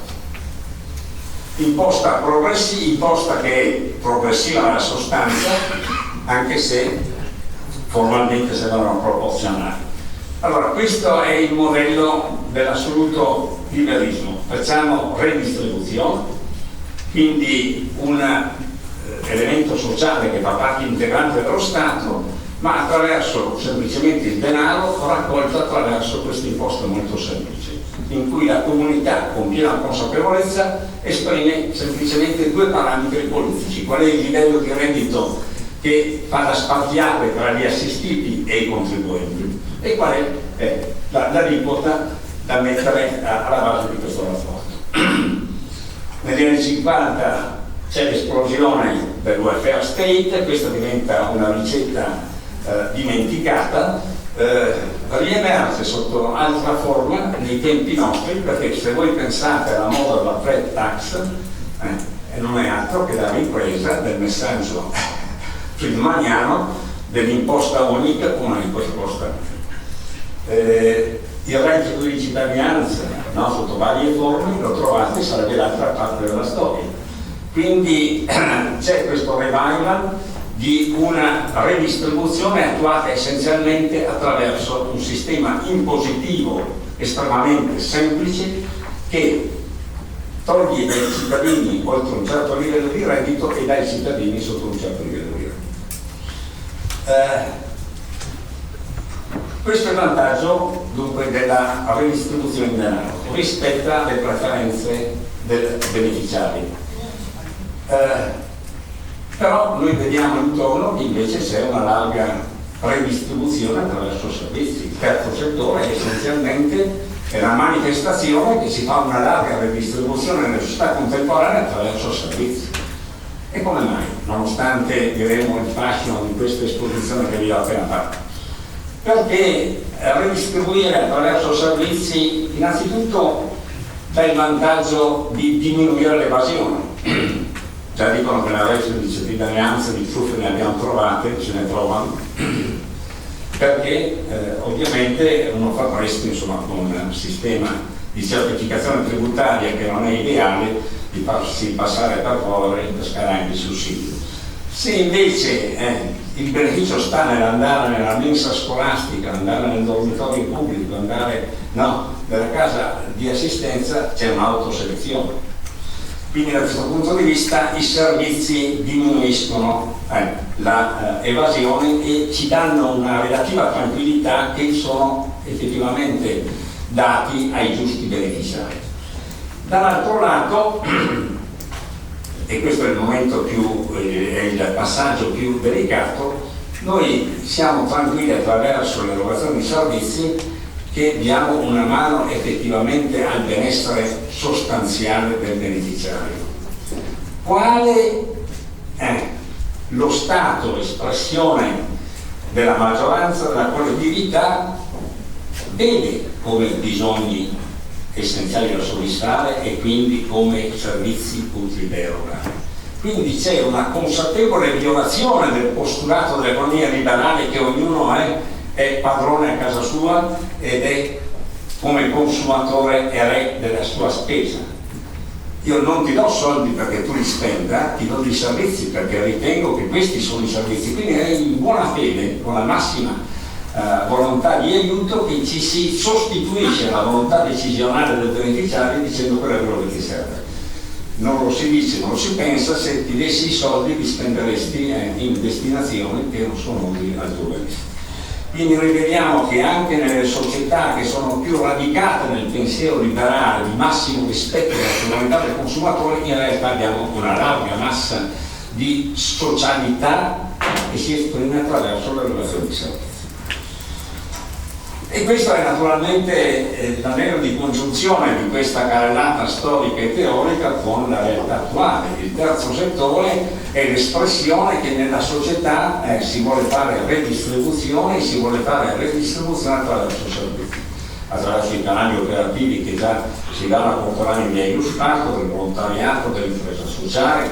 Tra l'altro la nota dell'impresa sociale rappresenta un bel progresso, no? Nella nostra visione della solidarietà, perché significa accogliere anche il concetto di low profit, quello che noi chiamiamo impresa sociale, nei testi teorici viene chiamato il low profit, cioè una donazione che non è semplicemente donazione, vorrei tornare in possesso dei soldi che ti do, però mi accontento di interesse zero, di un basso interesse rispetto a quello che il mercato mi offrirebbe, perché voglio dare una mano alle buone cause che con questi soldi tu realizzerai. Quindi è un ampliamento anche interessante che voglio annotare tra parentesi. Ma come si spiega questa dilatazione del settore dei servizi? Perché ripeto, la carrellata storica ci ha dimostrato lo Stato non ce la fa, quindi c'è bisogno di una chiamata alle armi di tutta la comunità, e però potrebbe esprimersi attraverso una redistribuzione in denaro. Invece prende la strada della redistribuzione in servizi con la crescita del terzo settore, per i motivi che vi ho detto, che stanno a vantaggio formula servizi anziché denaro, ma soprattutto perché, e questa è l'ultima notazione, abbiamo verificato concretamente nelle ricerche empiriche, nella realtà che ci snoccia sotto i nostri occhi quotidianamente, che anche dal lato dell'offerta il terzo settore ha delle buone armi, nel senso che quando entriamo nel campo dei bisogni individuali legati a una società che ha rotto ormai la larga famiglia, che ha come dire, famiglie che sono sempre più singole, sempre più sole, noi abbiamo l'emergenza di bisogni in tempi e in modi che male si prestano a un intervento pubblico che necessariamente deve essere fatto secondo canoni abbastanza standardizzati e abbastanza stabili. Il terzo settore, attraverso le varie forme di volontariato, di cooperativa, eccetera, si è dimostrato e continua a promettere di essere più tempestivo, più flessibile, oltre che più economico, perché appunto ha volontariato o comunque una miscela di volontariato di low profit che lo rende vantaggioso, lo rende economicamente più efficiente, purché naturalmente ci sia efficienza, perché a volte si riesce anche con il volontariato a far costare le cose di più del necessario. E allora ecco il mio pensierino finale. Abbiamo buoni motivi per insistere in una diffusione del terzo settore come portatore di beni e servizi che sono essenziali nella società contemporanea, che vede aumentare il tasso di ricchezza ma vede anche aumentare le disuguaglianze in bisogno. Ricordiamoci però sempre che anche nel terzo settore, permeato di ideali di socialità, occorre corsa all'efficienza. E questo è un po', voglio concludere, il binomio socialità ed efficienza che ispira l'opera di questa fondazione. Grazie. Qui siamo in genere tra persone legate un po' dell'oggetto dei nostri incontri. Il professor Giulio Ponzanelli, professore ordinario dell'Università Cattolica di Milano, facoltà di giurisprudenza, evidentemente non ha bisogno di presentazione. Gli abbiamo chiesto di parlare sulla riforma del terzo settore, ragioni, principi e prospettive. Ora io vorrei solo fare un'introduzione velocissima citando l'articolo 1 della legge 106 del 2016, l'articolo della legge delega, cosiddetta legge delega, dove all'articolo 1, comma primo, che penso il professor Ponzanelli conosca più che a memoria, si dice che al fine di sostenere l'autonoma iniziativa dei cittadini che concorrono anche in forma associata a perseguire il bene comune, ad elevare i livelli di cittadinanza attiva, di coesione, protezione sociale, favorendo la partecipazione, l'inclusione e il pieno sviluppo della persona, a valorizzare il potenziale di crescita e di occupazione lavorativa in attuazione degli articoli 2, 3, 18, 118, quarto comma della Costituzione, il Governo è delegato ad adottare uno o più decreti legislativi in materia di riforma del terzo settore, e poi segue la definizione del terzo settore che ci interessa a tutti, penso. Per terzo settore si intende il complesso degli enti privati costituiti per il perseguimento senza scopo di lucro di finalità civiche, solidaristiche e utilità sociale che, in attuazione del principio di sussidiarietà in coerenza con i rispettivi statuti o atti costitutivi, promuovono e realizzano attività di interesse generale mediante forme di azione volontaria e gratuita o di mutualità o di produzione e scambio di beni e servizi. Non vado oltre perché con questa lettura penso di aver dato il là alla relazione che terrà subito adesso il professor Ponzanelli, che tra l'altro devo ringraziare per aver accettato subito e con grande disponibilità l'invito. Grazie professore. Grazie professor Mieli, grazie alla Fondazione Cassa di Risparmio di Padova. Sono contento e sono sincero di questo mio stato d'animo, perché parlare di riforma del terzo settore mi piace. Il professor Miele nelle parole dette alle 14:25 mi ha ricordato come uno dei facitori della riforma. Devo dire che nel 2016, quando mi passarono al telefono a Milano l'onorevole Bobba, che era segretario allora al Ministero del Lavoro, fui sorpreso. Bobba mi chiese se potevo andare a Roma a parlare con lui, aveva avuto il mio nome non so bene da chi e mi propose di entrare in commissione, che doveva studiare l'attuazione della legge delega del 2016, quindi sono un facitore, anche se poi, devo dire, Miele con grande candore e grande onestà negli ultimi 6 mesi, no, della stesura del codice di riforma del terzo settore hanno fatto tutto al Ministero. Forse si potrebbe dire che alcune cose avrebbero potuto essere fatte meglio, ma sono lieto perché sento un'aria nuova in Italia. Sento un'aria di chi veramente vuole implementare ancora di più questo progetto di riforma del terzo settore. Per esempio, no, sul Sole di 24 Ore di oggi, quindi oggi 31 gennaio, ci sono 2 indicazioni molto interessanti dei tanti decreti attuativi della riforma del terzo settore. C'è un'indicazione di un decreto ministeriale che ammette la donazione dei privati a favore degli ETS sta, no, per enti di terzo settore, anche donazioni fatte non in denaro ma anche con altri beni, in natura. E questo non era possibile, c'è un decreto oggi.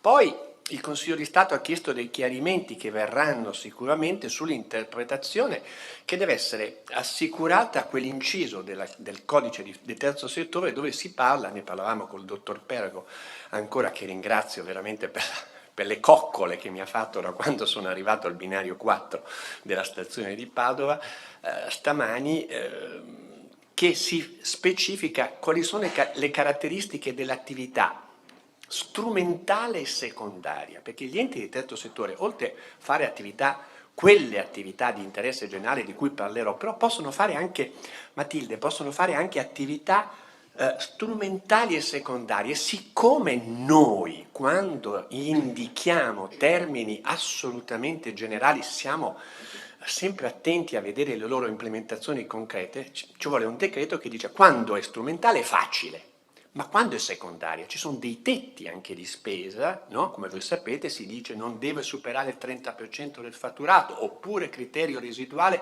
deve essere al di sotto del 66% dei costi complessivi. Si sta muovendo, io sento un'aria buona. Il nostro collega mio, di Matilde, di Stefano, Giuseppe Conte, che è un amico, no? Mi sembra che portare avanti questa riforma del terzo settore sia un po' anche sintonico con le cose che lui ha scritto, no? Ha scritto un volume 2 anni fa sulla responsabilità sociale dell'impresa. Parliamo di cose che sono molto diverse, enti di terzo settore, privato sociale, ma anche parlare di responsabilità sociale dell'impresa è, no, lo stessa linea, no? Stessa linea di pensiero. Sono però desolato, caro Miele, sono desolato perché la dottoressa prima, il vostro presidentissimo, no, che mi ha chiesto di anticipare l'intervento, ha usato il PowerPoint, l'avete seguito. Noi giuristi invece il PowerPoint li usiamo poco perché ci viene questa supponente tradizione plurisecolare di essere cartesiani by definition, no? Si direbbe in Inghilterra e in America. Noi siamo chiari, non abbiamo bisogno del PowerPoint. Chi ha bisogno di PowerPoint soffre evidentemente di un inferiority complex, no? Noi invece no. Però per evitare per evitare, mi segua, no, faccio troppo sto Giamburasca, seguendo, sto seguendo. eccetera. Siccome c'è un Per- PowerPoint dopo. vabbè, voglio dire, sto scherzando. ah sì, ma siamo qui, ci manca, proprio per evitare, per mettermi sulla linea sintonica con quelli che usano il PowerPoint, perché giustamente si usa il PowerPoint, utilizzerò un sistema che utilizzo spesso in queste chiacchierate che faccio, cioè il sistema dei francobollini, no? Cercando di delineare 5 francobollini nel mio discorso, cercando di dare un nome e un cognome a questi 5 francobollini. Il primo francobollino è, perché non so se è a tutti chiaro, poi faccio delle domande, Sapete che cos'è la nozione del terzo settore? No? Perché Muraro è stato magistrale nello spiegare, però facciamo un po'. Si sente Perego? Non si sente la voce? Ok, no, perché lo vedo, Perego mi preoccupa quando viene. Quando nasce terzo settore, lo sapete in sala? Terzo settore non nasce come terzo settore, ma nasce evidentemente come third sector, no?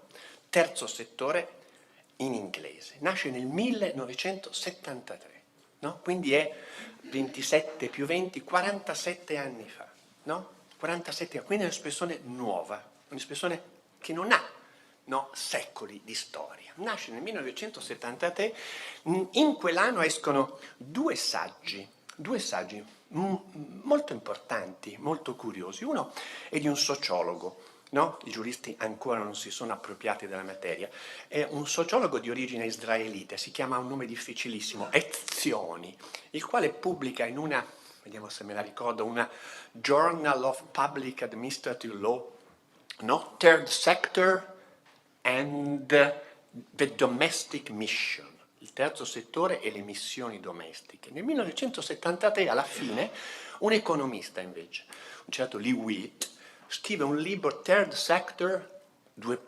Tactics as for a Responsive Society. No? Qual è il concetto? Il concetto è che il terzo settore, non si parla ancora, seguitemi, di non profit, si parla di terzo settore, è utilissimo se si vuole portare avanti con maggiore persuasione, con maggiore efficacia, con maggiori risultati, un discorso di welfare, no? Accennato da Muraro, cioè un discorso che aumenti il grado di benessere presente nella società contemporanea. C'è bisogno, cioè, di un sistema che deleghi ai privati quello che normalmente viene svolto in prima battuta dallo Stato e in seconda battuta dal mercato. Emerge nel 1973 quello che poi la legge delega del 2016 raffigura, ma sono passati tanti anni, con sufficiente chiarezza, un sistema tripolare, no? C'è lo Stato, c'è il mercato e c'è il terzo settore, no?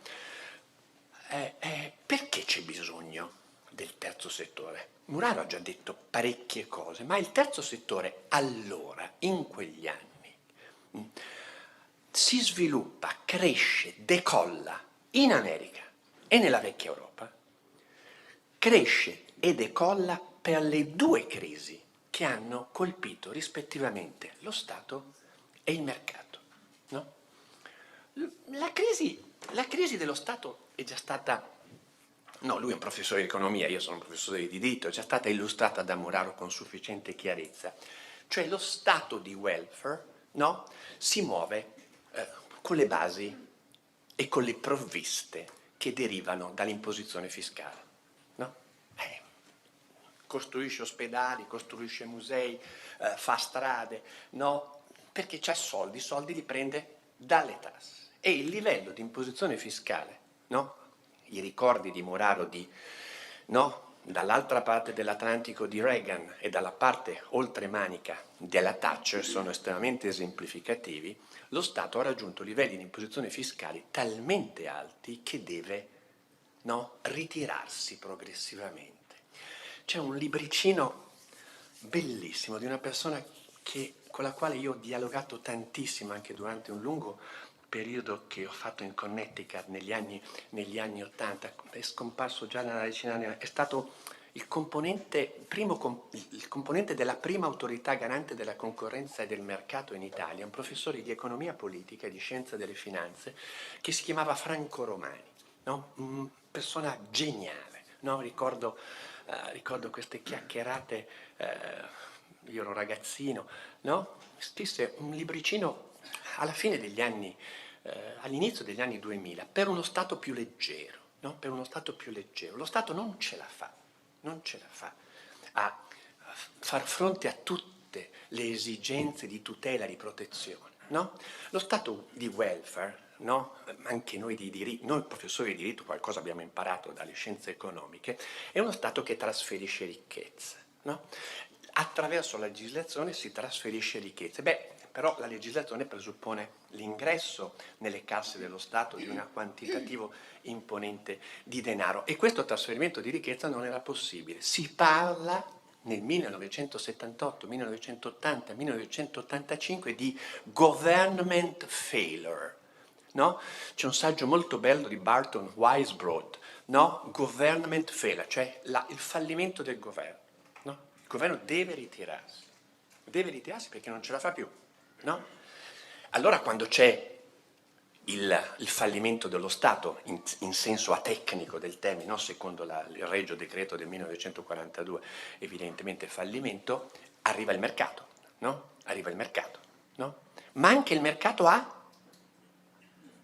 delle difficoltà, incontra delle difficoltà, si parla di market failure, cioè di fallimento del mercato, perché ci sono delle zone che sono le zone nostre, dai!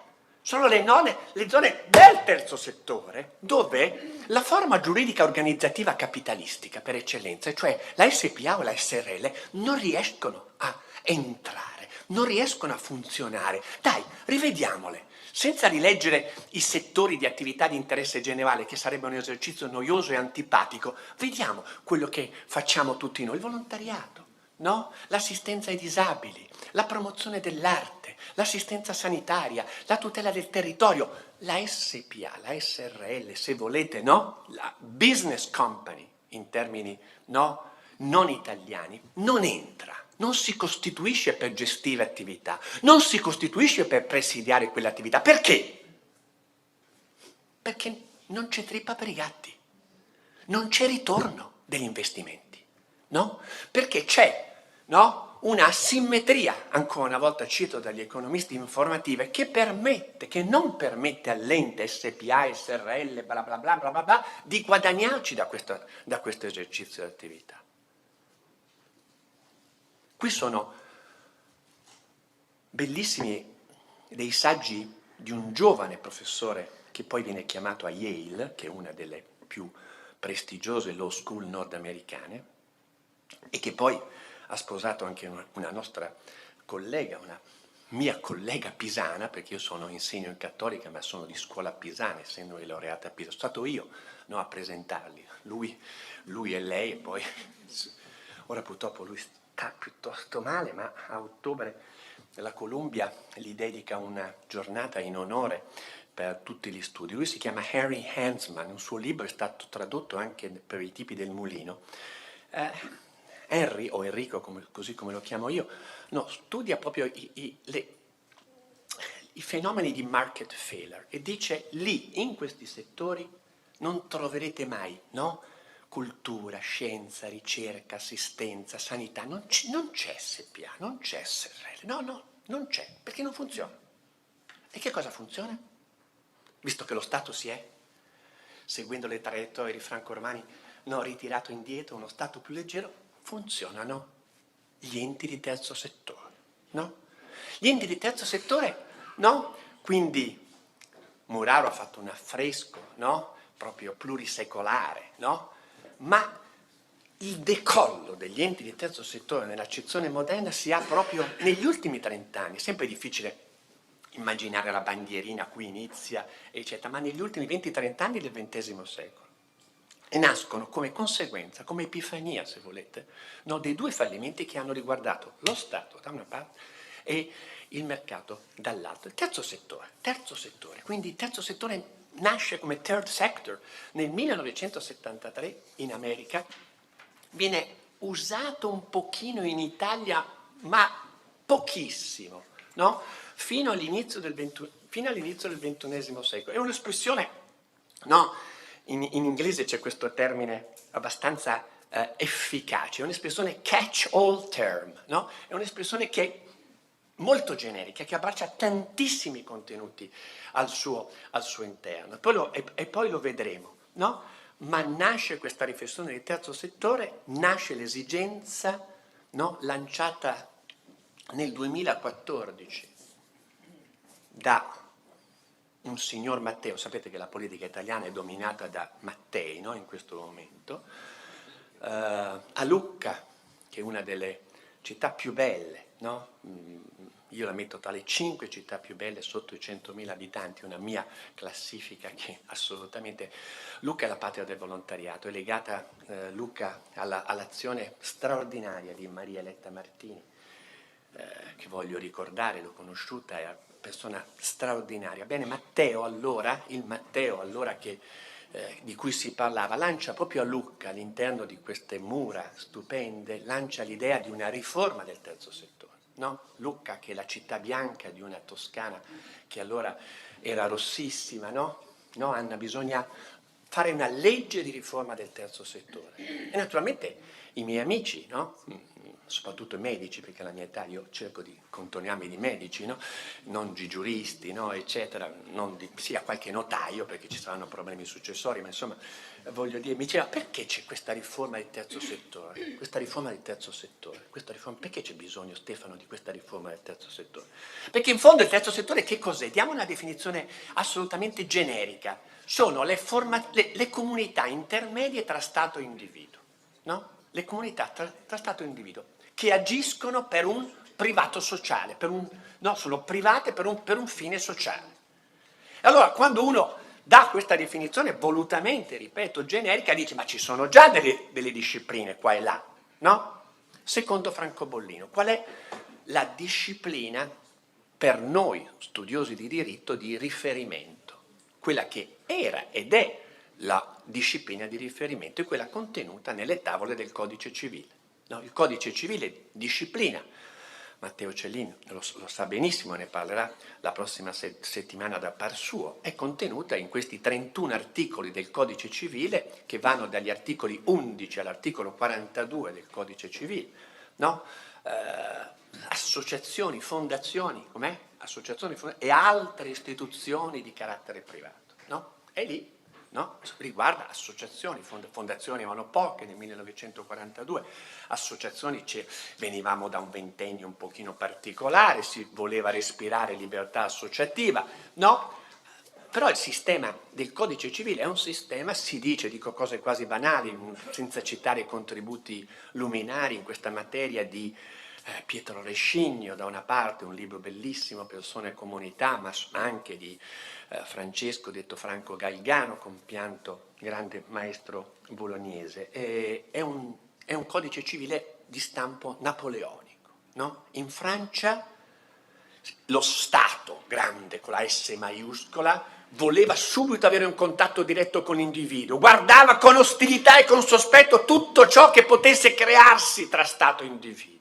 Il codice civile, no, proprio divide geneticamente queste caratteristiche della disciplina. C'è un riconoscimento della personalità giuridica che allora, fino al 2000, dal 1942 al 2000, veniva dato con un decreto del Presidente della Repubblica, pubblicato su Gazzetta Ufficiale, per trasformare un'associazione, no, in associazione persona giuridica e quindi avere il beneficio agognato della, no, autonomia patrimoniale perfetta. Quanto ci voleva, Matteo, il presidente dei notai Patavini, lo vedo là, quanto ci voleva per avere il riconoscimento della personalità giuridica per un'associazione fondazione? Io ero un giovane, no, praticante milanese, una volta mi venne a chiedere un'associazione, feci un bello statuto che ancora conservo, il primo statuto della mia vita. Questo, quanto ci vorrà, professore, per avere il decreto? No, allora c'era Pertini, presidente, dice 3-4 anni, no? Atto notarile, e loro, i notai sono solleciti, va in prefettura, dalla prefettura va a Roma, no? Perché deve essere studiato dal Ministero competente d'azione in materia. Dal Ministero d'azione in materia andava al Consiglio di Stato che doveva esprimere parere obbligatorio anche se non vincolante. Poi se tutto era a posto, sale il colle, no? Decreto del Presidente, 4 anni. In questi anni di attesa mi diceva il signore che voleva costituire un'associazione, io posso agire? Sì, lei può agire, però sarà illimitatamente responsabile per le obbligazioni. Articolo 38 del codice, no, ma è meglio fare un'altra cosa, no? Meglio fare un'altra cosa. Riconoscimento lunghissimo. No? Poi c'erano delle limitazioni che risalivano alla storia risorgimentale la legge, l'articolo 17, no? Che mi chiesero all'esame di diritto privato tanti anni fa.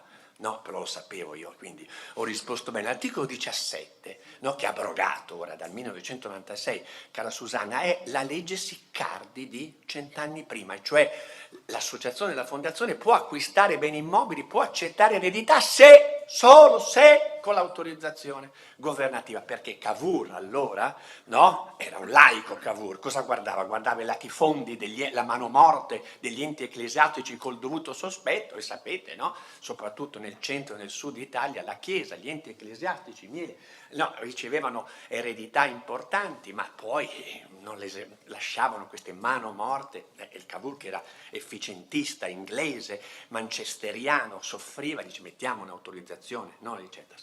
Però fosse la stagione della marmotta era finita. I controlli, insomma un codice civile che non va.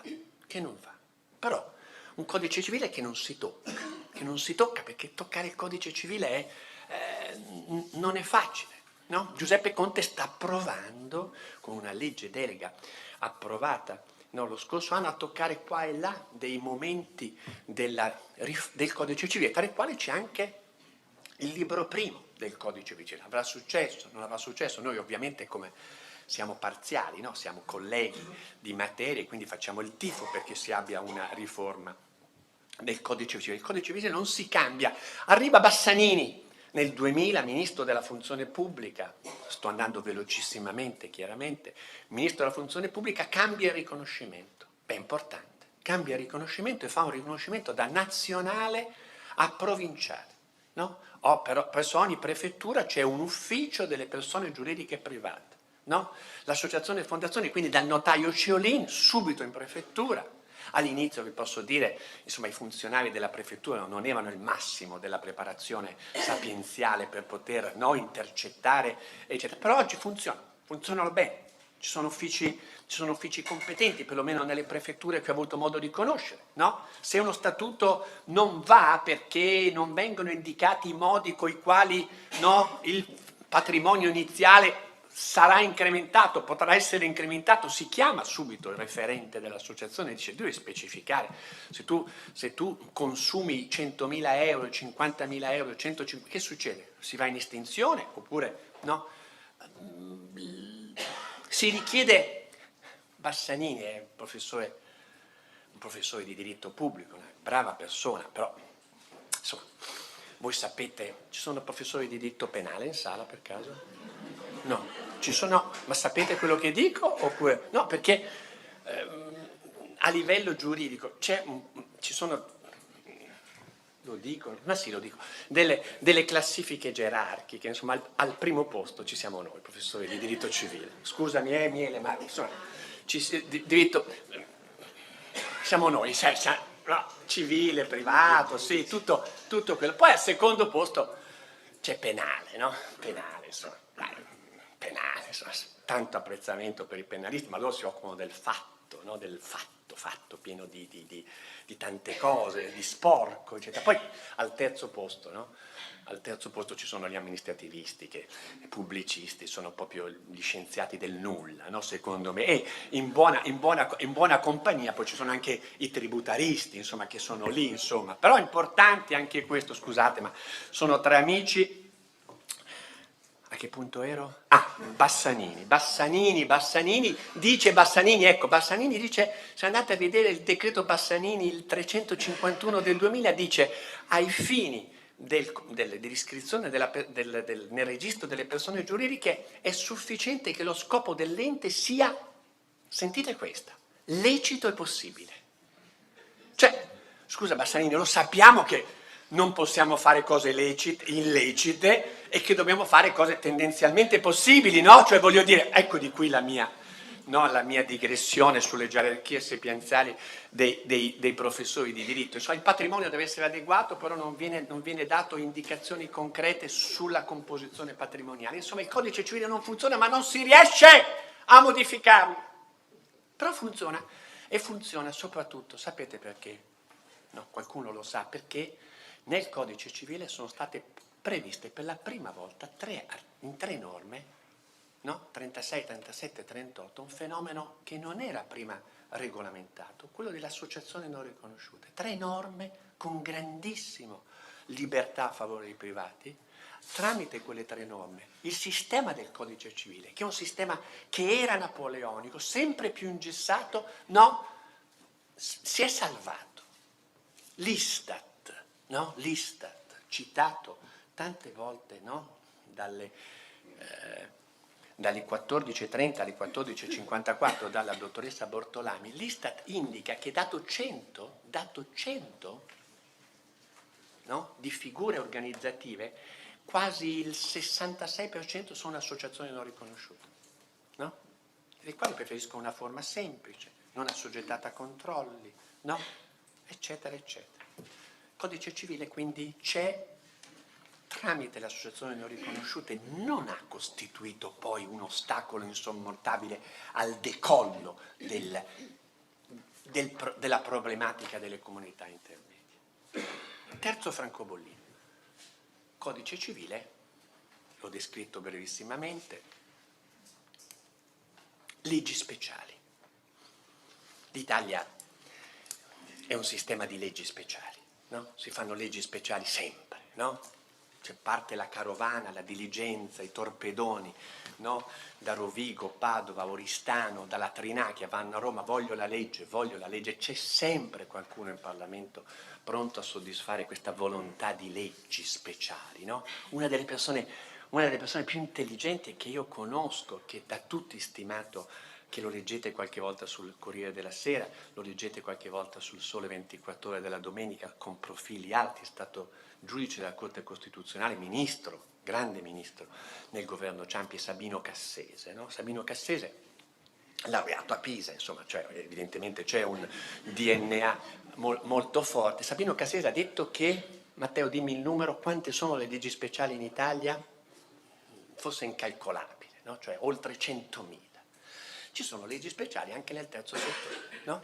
Evidentemente le varie figure meritoriamente, attenzione, meritoriamente, no? Non si trovano bene con le tavole del codice civile e chiedono uno statuto normativo particolare. Ecco, 1990, la legge quadro in materia di ODV, organizzazione del volontariato, e poi le leggi regionali a cascata. 2000, associazioni di promozione sociali, le APS, no? Poi le cooperative sociali, poi le imprese sociali, poi i teatri lirici, poi, e qui sono in casa di una delle 88, no? Fondazioni bancarie, no? Tante leggi speciali per tante figure, no? Tanti alberi di terzo settore, tutti hanno la loro giacchetta. Benissimo, bravo Parlamento italiano che hai così con sollecitudine dato soddisfazione alle esigenze diverse delle comunità intermedie, ma il risultato è, uso un termine elegante, caos. No, avete capito che avevo in mente un'altra parola di 6 lettere orizzontali, no? Un grande caos, no? C'è il codice civile, ci sono le leggi speciali, no? E poi arriva anche, no? Lui, no? Il legislatore tributario che dice bisogna aiutare questi enti, allora fa legge Fantozzi, il decreto del 1996 e si crea anche, no? Le ONLUS. Tutta l'Italia dice abbiamo un nuovo tipo di... No! Le ONLUS sono solo una categoria di diritto tributario che si applicano a quegli enti che hanno nello statuto questi requisiti, però in una materia così delicata, così importante, così carica di risvolti costituzionali, perché ancora non ho menzionato la nostra Carta Costituzionale, articolo 2 della Carta Costituzionale, Matilde, è la norma che mi piace di più, no? La Repubblica riconosce e garantisce nelle formazioni sociali, ma che bellissima questa espressione. E tu in questa materia di formazioni sociali, comunità intermedie tra Stato e individuo, arriva il legislatore tributario, no? Con quella visione un po' short termista, si direbbe. Al legislatore tributario interessa far cassa, no? Gli interessa vedere, no? Se tosare o non tosare questi agnellini. Ma vi posso portare la mia esperienza di 8 riunioni al Ministero del Lavoro, quando si cercava di dare compiutezza a questo codice del terzo settore. Matteo, non te l'ho mai detto, ma voglio dire, c'erano questi avidi rappresentanti del Ministero dell'Economia che ogni volta dicevano, volevano introdurre, perché niente, no, deve essere lasciato, bisogna, no, sottoporre in posizione tutto, perché insomma, no? Eccetera, e leggi speciali, un caos, il codice civile che non va bene, no? Le leggi speciali che certe volte introducono criteri spesso e volentieri conflittuali tra loro, un caos normativo, no? La nostra collega Stefano, no, qui vicino, no? Insegnava a Ferrara di Bologna, Maria Vita De Giorgi, che è bravissima, che ha scritto delle pagine, c'è un saggio alla fine degli anni 90 che ancora ricordo, un groviglio di leggi speciali, un groviglio, proprio dall'idea, no, di questa legislazione che io chiamerei neocorporativa, cioè tutti vogliono il loro abitino, ma poi at the end of the day, come dicono gli americani, c'è un grande caos.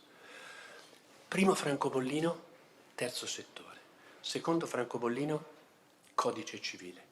Terzo francobollino, le leggi speciali. Quarto francobollino, no, il codice del terzo settore. Matteo lancia a Lucca nel 2014, legge delega del 2016, lotta contro il tempo, telefonata di Bobba al sottoscritto, l'ho dato una mano, lo vedrò il 6 marzo, organizziamo in Cattolica Milano una giornata, proprio presente anche Bobba la mattina, per cercare di vedere a che punto siamo con questa riforma del terzo settore, ma questo ciclo di conferenze è la spia che qualcosa sta cambiando. Anche a Bari, per esempio, sono stato a Bari l'altra settimana per un seminario in materia di RC medica. L'ordine di Bari ha organizzato non così bello come quello di Padova, chiaramente, ma un lungo ciclo di conferenze. E io qui lo inauguro, invece a Bari lo concludo il 3 aprile, non avendo sentito niente di tutti quelli che parleranno, quindi non so bene cosa dirò. Riforma del codice del terzo settore. Riforma del codice del terzo settore, un po' la conoscete, la dottoressa già un po' l'ha spiegata, no? Già un po' l'ha spiegata. Vediamo quelli che, a mio giudizio, sono i momenti salienti. Poi Matteo Ciolini il prossimo venerdì, che è 7 febbraio, venite numerosi, perché lui è professore e anche notaio, per cui voglio dire c'è una competenza multitask, no? Come si dice, multitask, no? Allora, 4 momenti importantissimi. Vorrei prendervi le vostre mani e portare dentro quella che non è una foresta, ma è semplicemente, no? Sono stato a Padova il 22 novembre, lo dicevo prima, no? All'orto botanico era un bellissimo giardino. Naturalmente sono parziale perché molti degli articoli li ho stesi io. Soggetti, chi sono enti del terzo settore, no? E chi non sono enti del terzo settore. C'è un principio sul quale non voglio tediare, cioè se le forme organizzative di cui stiamo parlando siano assoggettate a una regola di tipicità o di atipicità in materia societaria, come vedete c'è la regola dell'assoluta tipicità, diritti reali, tipicità, no? Enti del libro primo si dice rescinio doce tipici. Articolo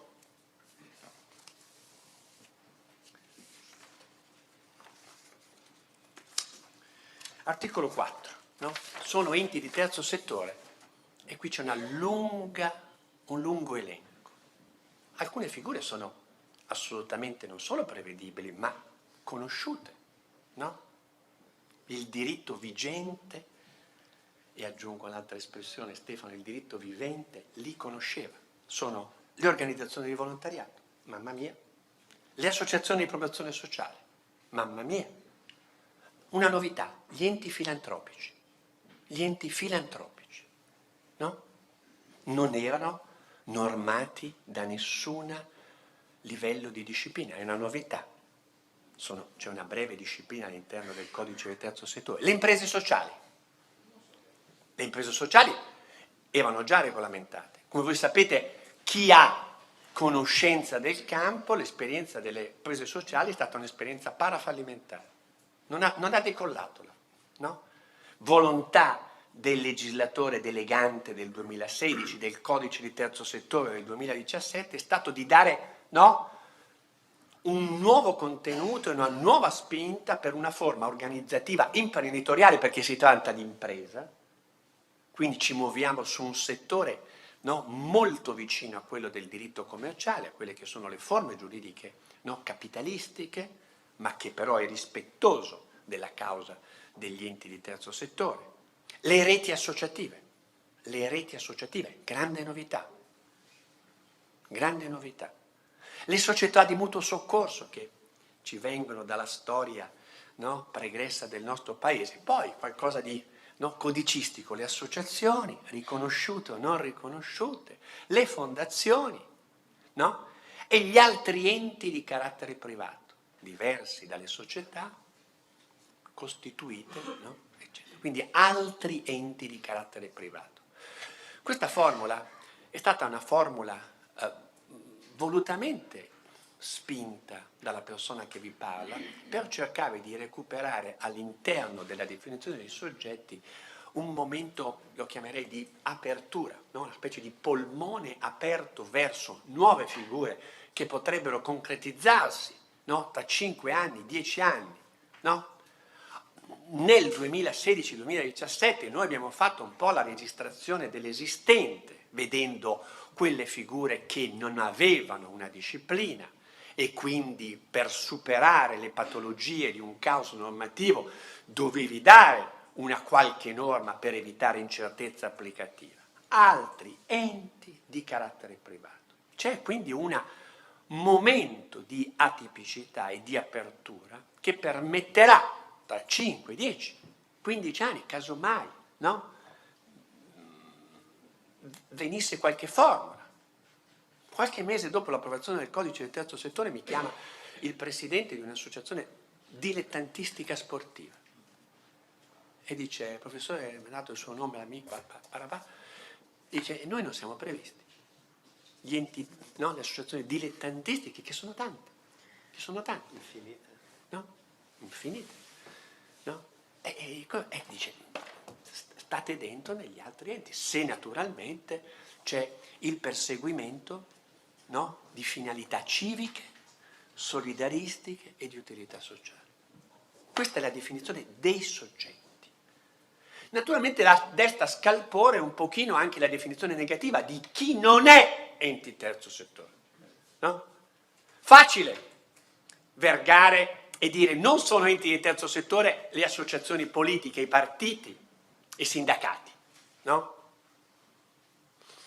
Anche se sto toccando un tema molto interessante, di scalpitante, sconcertante attualità per le fondazioni costituite, non enti di terzo settore, ma per le fondazioni cosiddette politiche o partitiche, prima della legge del 2018 spazzacorrotti, sapete, dell'inchiesta della Procura di Firenze nei confronti di una certa fondazione, per essere considerata subspecie iuris come una sorta di articolazione del gruppo politico, ma questo non rientra evidentemente nel perimetro di ciò che devo dire. Associazioni, politiche, sindacati fuori, certo, enti pubblici, quindi tutti gli enti pubblici e le società e gli enti controllati dai comuni, dagli enti territoriali. Attenzione, qui c'è un discorso molto delicato perché noi abbiamo una certa, in Italia, secondo il diritto italiano, abbiamo una nozione di diritto pubblico abbastanza consolidata. No, Stefano? Tutto sommato ci muoviamo su binari di certezza, ma in Europa c'è un'altra nozione di ente pubblico. L'Europa, cioè, è molto più sostanzialista e meno formalista. Sto parlando della Corte di Giustizia, cioè nel senso non proprio di un organismo, di un giudice di pace, no? In Europa si considerano organismi di diritto pubblico, figure di diritto pubblico, anche figure tutto sommato che da noi avrebbero la giacchetta di privato, no? Quando questi enti sono volti al perseguimento di un interesse pubblico. Se l'interesse è pubblico e si può dire in reum natura, con solare evidenza, che quello è un interesse pubblico e non è un interesse privato, la giurisprudenza comunitaria dice no, qui siamo in presenza di un organismo di diritto pubblico, per cui l'escludere dagli enti di terzo settore in modo, no, incondizionato e assoluto, no, gli enti pubblici porrà forse problemi di coordinamento tra il diritto nazionale e il diritto comunitario. Poi c'è, vabbè, gli ordini professionali sono enti di terzo settore, ci mancherebbe, ma poi c'è il discorso delle fondazioni bancarie. Qui lo devo fare, sono ospite di una delle 88 fondazioni bancarie, ma no? Fondazioni bancarie dice la legge con espressione, le disposizioni del presente codice, salvo qualche minima cosa, non si applicano agli enti di cui al decreto legge 153 del 1999, cioè le fondazioni bancarie. Chiudete gli occhi con me un attimo. Ma le fondazioni bancarie, no? Gli famosi enti conferenti l'azione bancaria, eccetera, ma che finalità hanno nella legge 153? Hanno, guardate, esattamente, no? Mi ricorda quando da piccolino mia madre mi portava in spiaggia a giocare con le formine, no? Se noi mettessimo delle formine, no, sull'impianto teleologico finalistico degli enti di terzo settore, con la grande parte delle finalità degli enti conferenti l'azienda bancaria, quelle che sono chiamate fondazioni bancarie, noi vedremo una totale sovrapposizione. Allora, perché le fondazioni bancarie non sono considerate enti di terzo settore? E qui il dibattito è accesissimo, no? Da una parte si dice sono state le fondazioni bancarie a non fare nessuna pressione, loro, no? Matteo, hanno il loro statuto, continuano nel loro, no, particolarismo legislativo. Sostanzialmente degli enti di terzo settore sì, se ne occupano, guardate l'interesse, però noi siamo diversi dagli enti di terzo settore. Dall'altra c'è una lettura molto più realista, quasi cinica, e cioè fondazioni bancarie. L'aggettivo bancario ha avuto quasi il sopravvento sul sostantivo fondazioni, per le tante crisi che hanno interessato il settore bancario.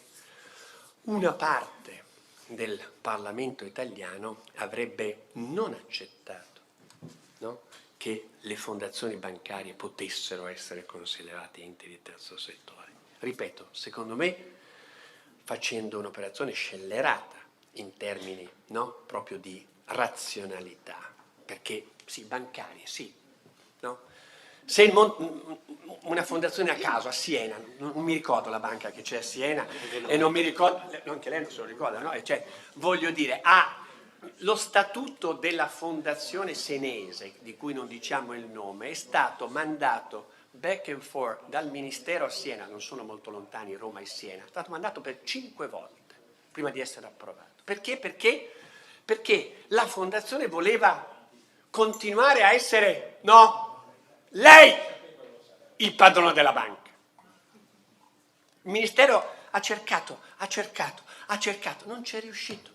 Poi alla fine le lobby hanno avuto il sopravvento, conseguenza è che il patrimonio di quella fondazione, tutto pieno, no? Come un tramezzino farcito, no? È tutto pieno di azioni di quella banca di cui non ricordo il nome, è un acronimo, no? Mi sembra, però non vale nulla, no? Il mio amico, anche lui di origine pisana, un professore di diritto amministrativo molto bravo, il suo manuale è uno dei più diffusi, Marcello Claric, non so se lo conoscete, è stato chiamato a Siena a fare il presidente della fondazione, l'ho visto quando era in carica in questo mandato, ho detto Marcello, Giulio, parliamo di altro, no? Per dire quando uno... Quindi fondazione bancaria, niente terzo settore. Soggetti. Secondo elemento, finalità. finalità che vorrei declinare con voi. Miele, c'ho ancora qualche minuto? Non vedo ancora laringi aprirsi. Finalità che vorrei declinare con attività. Pensiamoci, Matilde, un secondo. Finalità civiche, solidaristiche e di utilità sociale. No? Andiamo a casa a pensare con questo compitino. No? Cosa sono finalità civiche, solidaristiche e di utilità sociale? No? Mi viene sempre in mente, scusate, una bellissima canzone di Mina, no? Parole, parole, parole, no? Dice, cosa ci sta dietro? Civiche, solidaristiche e utilità sociali. Quando noi, Stefano, insegniamo ai nostri studenti di diritto privato che la fondazione del codice civile deve avere un caratteristico altruistico, no? Non egoistico. Mentre l'associazione... No, Matteo, si può fare anche per finalità meramente... No, non si possono portare a casa soldi, utili, egoistico. Che significa? Che significa? Che significa? Egoistico, altruistico. No? Civiche, solidaristiche, di utilità sociale. Ecco, se ci fermiamo a questo elemento teleologico, no? Ripeto, civiche, solidaristiche, di utilità sociali, non comprendiamo la novità rivoluzionaria degli enti di terzo settore. Perché siamo in grado di renderci conto sicuramente che finalità civiche, solidaristiche e di utilità sociale sono qualcosa di diverso dallo scopo lecito e possibile di cui al decreto di Bassanini, ovvio. Ma che cosa voglio dire? Quali sono i contenuti concreti di questa triplice caratterizzazione teleologica? Credetemi, no? Sì, potremmo dire, no? Necessario declinare, come dicevo prima, finalità con attività, no? Se noi non vediamo il momento dell'esercizio della concreta attività, che significa sostanzialmente i settori in cui opera l'ETS, noi non facciamo un'opera corretta di ricostruzione del fenomeno enti di terzo settore, no? Attività di interesse generale. Ecco qui il compito che la Commissione, no, si è posta tra il 2016 e il 2017. Cosa facciamo? Cosa facciamo? Una definizione, no, generica di attività di interesse generale, no? Poi spetterà al giudice tributario, al giudice ordinario, vedere se la singola attività dell'ente di terzo settore Pincopallo sia o non sia di pubblico interesse, cioè lasciamo un controllo ex post, quello che noi ex ante non siamo riusciti a risolvere. La commissione Bobba ha voluto invece adottare un criterio forse più noioso, ma sicuramente che dovrebbe portare minor margine di incertezza, e cioè mettersi a lavorare e identificare ex ante, no? Quelli che sono oggi, no? I singoli campi di attività di interesse generale e, no? Strada facendo, riunione dopo riunione, siamo riusciti a mettere insieme 26 sottosettori di attività di interesse generale. Non li leggo tutti per evitare la noia, però leggeteli, no? E qualcuno si è alzato, quel qualcuno che magari sta parlando, ha detto ma dobbiamo anche garantire che cosa? Che tra 10 anni, tra 20 anni ci possano essere altre attività di interesse generale. Per esempio già un'altra attività di interesse generale non prevista nel 2017 è stata già sdoganata dal Ministero, no? Allora abbiamo fatto questa apertura per nuove figure di attività di interesse generale, a dire se ci sono nuove attività che la società reputa di interesse generale, si va dall'ente che svolge controllo, l'ente guarda se, no, nel singolo caso questa attività possa essere considerato, no, subspecie iuris come attività di interesse generale. È una valvola, come per la atipicità dell'ente e altri enti di carattere privato. Qui altre attività di interesse generale. È molto importante questo, così come è molto importante, no, che l'ente, oltre all'esercizio di attività di interesse generale, possa svolgere, no, attività, come dicevo prima. C'è un decreto quasi pronto sul quale il Consiglio di Stato ha chiesto chiarimenti, no? Le attività cosiddette strumentali e le attività, no, secondarie, no? Strumentali e secondarie. No? Finalità. Con queste attività di interesse generale il salto per questa nuova figura di enti di terzo settore è stato fatto. Si dice anche enti senza scopo di lucro per il perseguimento di finalità civiche, solidaristiche e di utilità sociale. Quindi c'è una novità importantissima che riguarda un pochino anche me, perché è un ricordo quasi biografico. Nel 1985, quindi quanti anni fa? 35 anni fa, scrissi un libro un po' frettoloso, perché c'erano dei concorsi universitari, mi avevano detto scrivi, poi si vede, no? Eccetera. E scrissi un libro in cui portai la mia amore per la common law, che era molto forte ed è molto forte anche ora, e scrissi un libro con le, tra virgolette, non profit organization, quaderno di giurisprudenza commerciale di 180 pagine, no?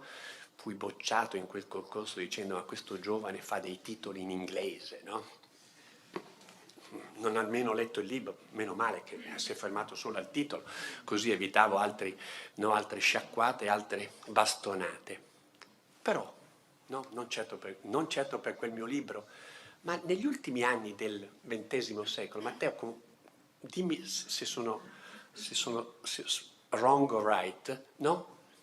Tutta in Italia ci siamo sciacquati la bocca col termine non profit, no? Non profit, ente non profit, piace, no?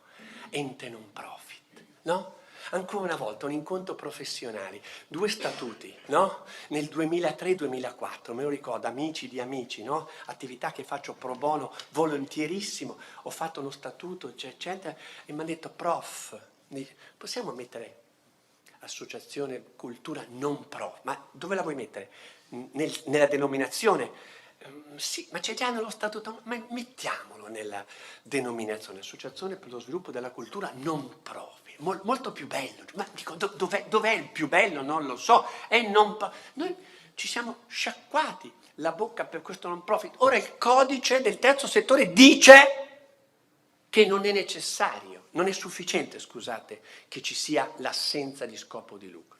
C'è bisogno di qualcosa di più, no? Enti senza scopo di lucro che devono perseguire finalità civiche, solidaristiche e di utilità sociale attraverso l'esercizio di quelle attività di interesse generale previste dall'articolo 5 del codice. Quindi, no, senza scopo di lucro è chiaro. E la nozione di scopo di lucro indicata nell'articolo 8, devo dire, no, la sento molto mia nel testo normativo, non è stato cambiato nonostante gli ultimi mesi io non sia più andato a Roma, ma non perché dovevano fare le cose in fretta e non si riusciva, perché il fenomeno della distribuzione di utili non avviene mai nel modo in cui uno lo pensa. L'assemblea si riunisce e distribuisce utili al presidente della Monaca, al presidente Ponzanelli, no, ma figuriamo, all'amministratore, no.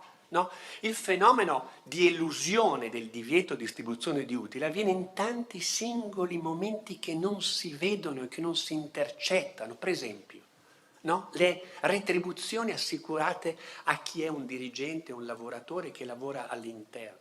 I contratti che l'ente di terzo settore fa con terzi che, guarda caso, magari hanno partecipazioni negli enti di terzo settore, e questi contratti che non sono stati fatti a quello che è il market price, no? Il fair price, secondo, no, le dottrine aziendalistiche. No? Bene, tutto questo è nell'articolo 8. Si prevede, proprio sapendo, no, quanto sia forte la spinta alle elusioni di norme, no, si prevede una tassonomia di ipotesi in cui il divieto di non distribuire utili possa essere superato. Ho parlato di soggetti, ho parlato di finalità, vediamo se ricordo tutto, Anna. Ho parlato di attività. L'ultimo aspetto del codice del terzo settore, vado verso la fine, è quello che a tanti enti del terzo settore non piace, gli viene un po' di mal di pancia, no? E si chiama controllo. controllo, controllo. Ne parlavo prima, no? Con la dottoressa Cati e con controllo. Tanti enti di terzo settore dicono, ma perché ci venite a controllare? No? E siccome questa espressione enti di terzo settore, ripeto, no? Ripeto questa espressione inglese, catch all term, è un'espressione che acchiappa tantissime sottocategorie. Miele, la grande maggioranza degli enti del terzo settore è fatta di piccolissimi enti del terzo settore, che magari alla fine dell'anno non riescono a fatturare più di 10.000, 7.000, 15.000, no? E loro ci hanno fatto sentire durante il periodo di gestazione del codice del terzo settore il disagio. Dice, prof, se noi dobbiamo, no, essere attenti a fare quello che ormai si usa anche in italiano, compliance, no? Cioè se noi dobbiamo adottare tutte quelle regole di conformità all'organizzazione, qui dobbiamo prendere il consulente X, il ragioniere Y, no? Spendere un sacco di soldi e questo è... E vi posso dire che la commissione ha cercato di interpretare questo disagio, ma c'è un principio di uguaglianza, c'è un principio di attentissima misurazione dei vantaggi fiscali. Ho detto che il terzo settore, se mi avete seguito con un minimo di precisione, il terzo settore nasce soprattutto, no? È decollato soprattutto per le due crisi che hanno riguardato lo Stato e il mercato. Non è un paradosso, no? Nasce per effetto delle due crisi, dello Stato e del mercato, ma per decollare ancora di più, porca puzzola, ha bisogno dello Stato e del mercato, no? Perché lo Stato sta svolgendo compiti socialmente utili, si usa, no? Lo sapete, soprattutto a livello di sociologia, l'espressione privato sociale, no? Tu devi aiutare, tu non ce la fai più, Stato, no? Perché non c'è trippa per i gatti, aiuta come? Con, no? Lo strumento fiscale, con le esenzioni fiscali. Tu mercato, aiuta tramite contributi, donazioni, aumenta il regime della deducibilità, aumenta il regime della detraibilità, no? Se questo è corretto, allora voi capirete che lo strumento del controllo è necessario. Ma attenzione, quando parlo di controllo, parlo di un'espressione polisemica e vorrei che fosse capita e percepita nel suo corretto modo. Nessuno vuol tornare a Napoleone, nessuno vuol tornare allo stato di polizia, davvero. Bisogna solo assicurare che chi ha e chi gode di privilegi fiscali, questi privilegi fiscali siano, no, percepiti, conosciuti, conoscibili, valutati, verificati. Niente indagini poliziesche, ma bisogna farlo questo per una cultura migliore del terzo settore e per fare il controllo, no? Cosa ha pensato il codice del terzo settore? Prima un controllo iniziale in mano a loro, ai notai, no? Quando vareranno gli statuti, cercare che gli statuti siano rispettosi, compliance delle finalità, delle attività, eccetera. Secondo, no? Dei controlli mirati a favore anche dei beneficiari dell'attività degli enti e soprattutto, no? Una figura che ancora non esercita, c'è già, sentirete anche uno dei consiglieri, il Consiglio Nazionale del Terzo Settore, no? che deve vigilare perché tutto sia fatto nel migliore dei modi. Perché sia fatto nel migliore dei modi, però, bisogna aspettare la misura, no? Il registro unico nazionale del terzo settore. Era difficilissimo, non si poteva fare entro l'anno, credetemi, molto molto complicato. Però se non si fa la riforma del terzo settore, se ci sarà, io spero, Conte l'ha detto, c'ha un naso un pochino più lungo del mio, però non so, ma deve essere fatto. allora attraverso il registro del terzo settore si ha la conoscibilità di tutte le vicende dell'ente di terzo settore. Si vede se, no, il singolo terzo settore possa o non possa essere considerato ancora come ETS, no? No, perché tutti vedranno quello che fanno gli altri. È uno strumento indispensabile, indispensabile. Vado a chiudere dicendo che una delle censure più forti che è stata fatta al codice del terzo settore è stato quello di non aver riformato il codice civile, anche se nella delega c'era prevista questa possibilità. Non è stato riformato il codice civile proprio per ragioni temporali, perché non si sarebbe potuto cambiare il codice civile, perché ha bisogno il codice civile di tutta una serie di pareri dei vari ministeri. Però io dico, non è stato modificato il codice civile, non lo so, ma secondo me sta bene, qui non c'è una lavagna, no? Di solito disegno alla fine di queste chiacchierate 2 cerchi, no? C'è un cerchio grande, molto più grande, no? E questo cerchio lo chiamiamo, come lo chiamiamo? Comunità intermedia tra Stato e individuo. È quello generale, in cui ci sta dentro tutto, no? Poi c'è un cerchio più piccolo, dentro, no? Come lo chiamiamo? Enti di terzo settore, no? Che all'interno di un determinato sistema legislativo, Italia nel caso particolare, ci siano 2 tipi di discipline per gli enti intermedi, no? Un tipo di disciplina generale, no? E un tipo di disciplina particolare per gli enti che, porca miseria, si caratterizzano teologicamente per qualcosa che hanno in più rispetto agli altri. Qui lo ripeto, finalità civiche, solidaristiche, di utilità sociale, l'esercizio di attività di interesse generale senza scopo di lucro. È perfetto, è ragionevole che ci siano 2 tipi di enti che godano di maggiore protezione o di minore protezione, no? È pienamente perfetto. Un signore della moda a Milano che sponsorizza la squadra di pallacanestro di cui sono folle tifoso, si chiama Giorgio, non dico il cognome. Ho letto sui giornali lo scorso anno che non ha figli, non ha successori, e ha fatto una importantissima fondazione che reca il suo nome, no? Una fondazione, che cosa deve fare questa fondazione, Giorgio? Dire sostanzialmente, rispettando tutta una serie di standard, di procedure, non ho letto lo statuto, sono notizie che ho dal giornale, deve garantire la continuità dell'impero di Giorgio quando lui, che ha 86 anni, non ci sarà più. Quella è una fondazione normale, una fondazione di diritto comune. Mai e poi mai potrebbe aspirare a essere emittente. E ci sta bene nel cerchio, no? Ha una finalità, eccetera. C'è un cerchio più ristretto.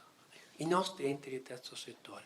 Forza Conte, dai, mettiti al lavoro, fai questo registro. La speranza mia e di tutti è che questo cerchio più piccolo, poi, no? Strada facendo, diventi sempre più grande, ma ci saranno sempre i 2 cerchi e tutto sommato ci stanno bene e favoriscono, no?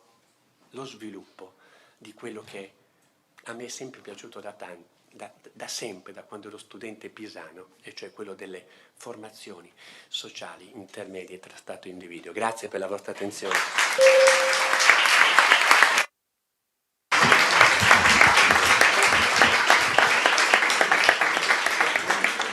Bene, con questo auspicio finale sull'istituzione del registro unico termina la relazione del professor Ponzanelli, al quale siamo molto grati perché ci ha dato diversi motivi di pensamento per il futuro. Mi pare che il professor Ponzanelli abbia un problema di orario di treni. 18 e 16. Ecco, benissimo, allora può fermarsi ancora tra di noi e siamo, però mi pare ci sia una domanda. Professore, accetta domande provocatorie? Spero. Si alzi in piedi così, ecco. Buonasera. Una domanda, siccome sono fresco di tesi, nella mia tesi sono andato a toccare anche un progetto chiamato Intercampus, che è un progetto di Corporate Social Responsibility, sono a chiedere progetti finanziati interamente da SPA e SRL, che hanno palesissime finalità solidaristiche e che non hanno alcun fine di lucro. Possono rientrare tra una definizione di enti di terzo settore o... Però manca qualcosa. Questi progetti come vengono gestiti? Con un soggetto autonomo? O vengono direttamente fatti dalla società? Vengono gestiti, è una cascata, cioè una SPA che gestisce una SRL. Ok. No, ma si sentiva, bene, bene. Una SPA che gestisce a cascata una SRL che finanzia un progetto che ha comunque una sua autonomia interna.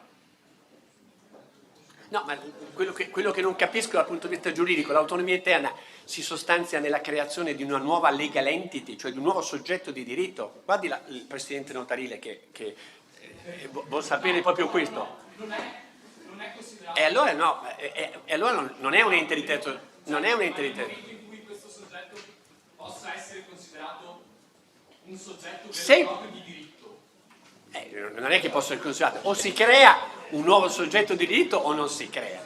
No. Why not? Perché non potrebbe essere così? Tenga presente, non l'ho detto perché sono andato, avete visto a braccia, mi sono scordato un sacco di cose, che accanto agli enti di terzo settore il legislatore italiano ha introdotto figure, no, nel libro quinto molto vicine agli enti di terzo settore, con un atteggiamento molto contraddittorio. Per esempio, avrà sentito parlare, i notai qui presenti le avranno sentito parlare delle società benefit. Delle società benefit. Cosa sono le società benefit?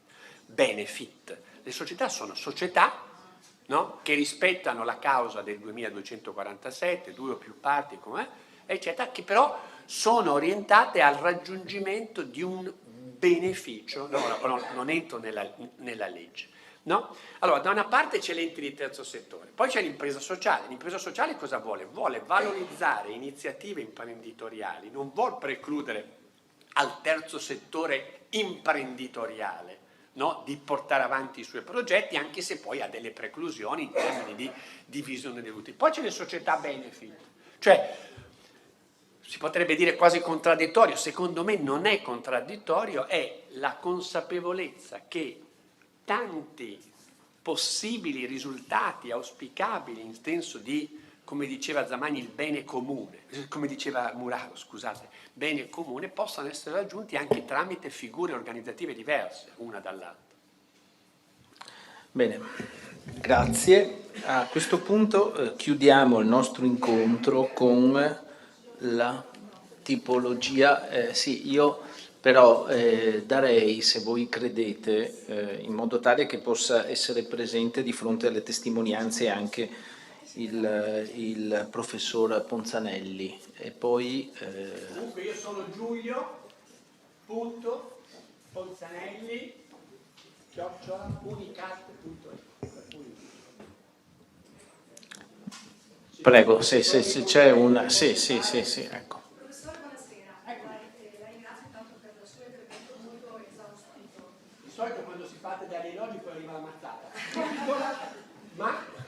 Allora, io qui sono in duplice veste, come diciamo quinta classificata perché sono laureata in economia, quindi la lista che ha fatto prima, la classifica che aveva fatto prima, e come anche presidente di un'associazione culturale. Quindi, Ecco, diciamo anche nome e cognome, questo ci dà... Prego? Quindi avrei un paio di domande, se posso. La prima è questa. Le associazioni per cambiare lo statuto, ovviamente per modificarlo e raggiungere l'ottimale per entrare nel registro unico, debbono ovviamente fare un'assemblea straordinaria. Molte associazioni, prima ho sentito anche la professoressa Bottolani che lo diceva, la maggior parte sono associazioni culturali e sportive e dilettantistiche, che hanno associati prevalentemente dei minori. Però non c'è nessunissima, anche la legislazione, visto che lei è un esperto in materia, che parla sull'argomento, cioè i minori possono votare in assemblea o sono i genitori che votano in assemblea. Non è ben chiara questa cosa perché ci sono dei pareri giurisprudenziali che dicono che il minore ha la capacità di poter di voto in questo caso. Però è strana questa cosa perché un minore solitamente... Prima domanda. Questa è la prima. La seconda invece è le micro associazioni che non entreranno nel registro unico. È vero che non avranno dei vantaggi fiscali fino a un certo punto perché se non superano i 15.000 euro annui di movimenti godranno sempre di un regime fiscale agevolato. Se supereranno ovviamente saranno più penalizzate. Ma queste associazioni che non entreranno nel registro unico, che cosa succederà a queste associazioni? Grazie. Grazie. Una potrebbe rispondere il Presidente Notai di diritto di famiglia. Io posso dire solo che per quanto riguarda le associazioni religiose antiche che portavano il nome di confraternite potevano essere associati, però professor Ponzanelli adesso non voglio, potevano essere associate anche le anime dei defunti, ecco, quindi come ecclesiasticista, però adesso. Non sono, sulla seconda domanda, non sono un tributarista e una domanda che ha a che fare con la cosa. Sulla prima domanda bisogna vedere il minore di quale età, perché il minore ci sono diverse età, c'è il minore infrasedicenne, c'è il minore minore e quindi minore non credo che possa votare, no? Non credo che possa votare, cioè fatelo votare e poi naturalmente ci sarà, se ci sono dei movimenti di soci, no? la prova della resistenza per vedere se, ma però non vorrei vedere negli enti di terzo settore, nelle assemblee, no? Tensioni da libero quinto, a volte ci sono, ecco. No, io ho risposto però, scusi. Beh, adesso... Ho cercato di rispondere, perché dice che non rispondo? Quindi secondo me il minore infrasedicenne, il voto in assemblea, credo che sia giusto anche alla luce della giurisprudenza che attribuisce al minore un'autonomia, no, per quanto riguarda gli aspetti squisitamente personali e non patrimoniali ci sono tanti libri, no Matilde, sulla condizione giuridica del minore che cercano di esaltare e di promuovere una maggiore autonomia del minore. Certo, ripeto, il minore di 10 anni no, il minore di 16 direi come no, caspita, è una scelta importante, vota senza nessuna patologia. Per quanto riguarda le micro associazioni, lo sforzo al di là delle vicissitudini di ciascun ente di terzo settore è proprio di vedere questo registro che lì si sfoglia la margherita ogni mese, di vedere non come un nemico, ma come un alleato della crescita, anzi un alleato imprescindibile, necessario per la crescita del mondo degli enti di terzo settore, perché solo dando pienamente conto di ciò che fa l'universo mondo, è un'espressione, ripeto, enti di terzo settore, ripeto, un'espressione molto generale, non è diritto pubblico, non ci sono enti pubblici, non è diritto commerciale, società, ma poi la dottoressa Bortolami vi ha fatto vedere la tassonomia, no? Tante forme, anche leggendo l'articolo 4 del codice di terzo settore con indicazione di tutti gli enti di terzo settore, vi siete resi conto di quanto sia eterogeneo, Detto questo, io credo che non possa essere considerato ente di terzo settore, godrà dei vecchi benefici fiscali della legge Fantozzi, cioè a regime per godere totalmente. Guardi, uno dei membri della commissione era Gabriele Sepio. Gabriele Sepio è uno che scrive sul Sole 24 Ore praticamente tutti i giorni, no? Che segue, no, questa evoluzione. E lui mi diceva, quando ci trovavamo in riunione, che i benefici fiscali previsti in questo codice di terzo settore in una prospettiva europea sono molto, molto più generosi, no? Chi prima, rispetto al decreto Fantozzi, accusava lo Stato italiano di essere un po' genovese, no? Col braccino corto, doveva essere più generoso. Invece questi sono... E quindi mi riesce difficile a livello di dato pregiuridico proprio immaginare un ente che non voglia entrare negli enti di terzo settore. Lei faceva l'esempio di un ente che evidentemente non è che non voglia entrare, ma non ha le dimensioni. Allora, c'è un po' un problema culturale a livello, diciamo, delle piccole associazioni, perché si pensa sempre che poi questo implichi costi ulteriori. certo.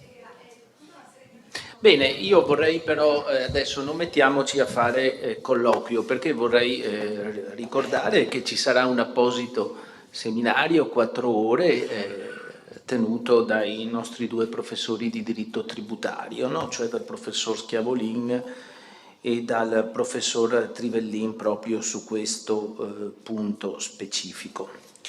Grazie professore.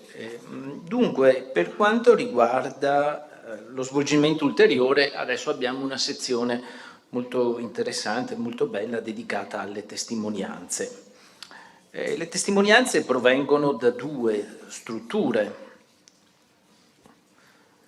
radicate nella chiesa locale di Padova. Una struttura è il Collegio Universitario Aspiranti Medici Missionari, QAM, che è un istituto diocesano, se non erro, creato prima di tutto nell'ordinamento canonico negli anni 50 dal dottor Canova e dal vescovo di Padova Bortignon. Mi pare che abbia tuttora una sua consistenza, no, nell'ordinamento canonico, è un ente ecclesiastico probabilmente, ecco, però posso...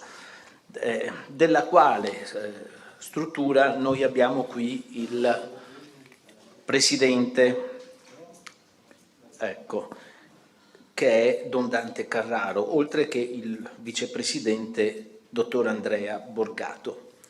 Poi abbiamo, se non erro, il QAM si inserisce da un punto di vista della qualificazione giuridica nell'ambito delle organizzazioni non governative, no? Correggetemi se sbaglio, naturalmente. Poi abbiamo la signora Maria Passerini Glazel Pagano, che è vicepresidente di una società molto molto nota, diffusa a livello ultra nazionale, se non ero certamente ultradiocesano, ma anche ultranazionale, che è la Società San Vincenzo de Paoli in Padova. Passo la parola a Don Dante Carraro.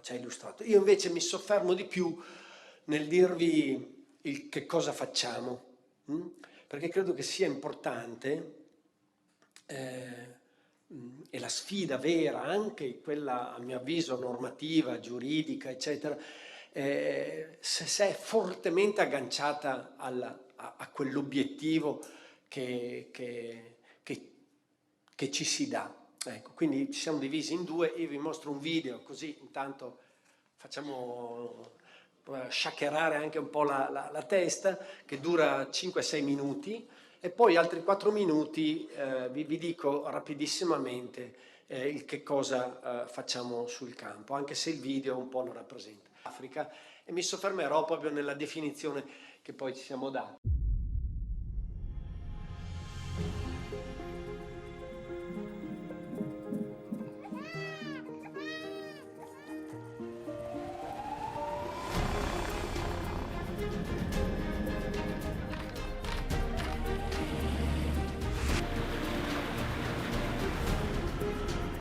La nostra avventura comincia da lontano, nel 1950, e ci porta a percorrere i sentieri dell'Africa dimenticata fino all'ultimo miglio, dove il diritto alla salute è negato. I nostri passi sono silenziosi e il nostro lavoro non fa notizia, ma ogni giorno fa la differenza tra la vita e la morte per tanti.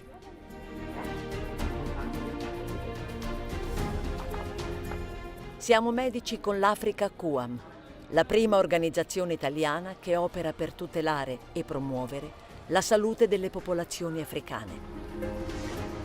Un'avventura affascinante e difficile nei paesi più fragili dell'Africa subsahariana, come in Sierra Leone, dove il numero di donne che muore a causa del parto è il più alto al mondo, o in Sud Sudan, dove c'è un'ostetrica ogni 20.000 mamme che partoriscono. Qui, noi di Medici con l'Africa QAM non portiamo solo assistenza, ma realizziamo programmi di cooperazione a lungo termine per uno sviluppo dei sistemi sanitari sostenibile e duraturo. Cura dei risultati, ricerca operativa e innovazione sono alla base del nostro impegno. In 70 anni di attività sul campo sono 43 i paesi di intervento, 232 gli ospedali serviti e oltre 2.000 le persone inviate, con una media di servizio di 3 anni. Oggi siamo presenti in Angola, Etiopia, Mozambico, Sierra Leone, Sud Sudan, Tanzania, Uganda e Repubblica Centrafricana. Interveniamo a sostegno di 23 ospedali, 80 distretti, 1.114 strutture sanitarie, un'università, 3 scuole infermieri e ostetriche, con 2.915 operatori sul campo, di cui 300 italiani. Operiamo ai 3 livelli del sistema, negli ospedali, nei centri sanitari periferici e nei villaggi, per raggiungere tutti e non lasciare indietro nessuno, specialmente i più poveri, anche in situazioni di particolare emergenza. Le mamme e i bambini sono al centro del nostro intervento. Aiutiamo le donne a non morire di parto e i bambini a nascere e crescere sani nei primi delicatissimi 1000 giorni di vita. Perché solo attraverso la salute e l'educazione di mamme e bambini possiamo costruire l'Africa di domani. Con medici e infermieri locali ci spendiamo per combattere malaria, tubercolosi, AIDS, malnutrizione e disabilità, oltre alle malattie croniche come diabete e ipertensione, presenti anche in Africa. C'è chi lavora dietro le quinte per garantire che le attrezzature funzionino, i materiali arrivino e i conti tornino. E siamo attivi nelle università e nelle scuole per infermieri e ostetriche per formare nuovi medici e il personale sanitario africano del futuro. I will do my best to perform the task of a midwife. A saúde do meu peito será a minha primeira preocupação.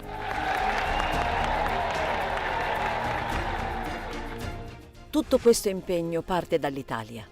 Siamo presenti in più di 30 sedi universitarie italiane per far crescere la consapevolezza di una salute che è sempre più globale.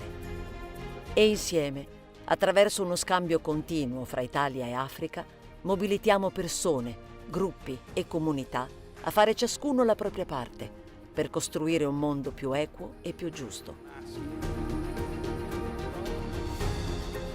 Con il vostro lavoro sul suolo africano non avete soltanto contribuito al miglioramento delle condizioni di vita e di sviluppo di quei popoli, ma avete formato generazioni di medici e di cittadini capaci di portare con sé nell'attività quotidiana in Italia o all'estero quel bagaglio irripetibile di umanità, di solidarietà, di competenza appreso sul campo.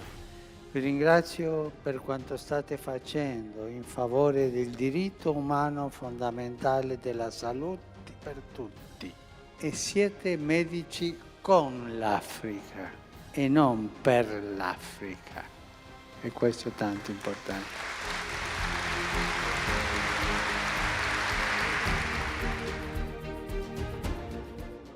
Il nostro viaggio è ancora lungo. Ogni piccolo aiuto è un pezzo di strada in più che possiamo fare per ridurre la sofferenza e salvare una vita. Ci guidano la fiducia e la convinzione ostinata che un cambiamento è possibile partendo da noi. Medici con l'Africa QAM dal 1950 per il diritto alla salute.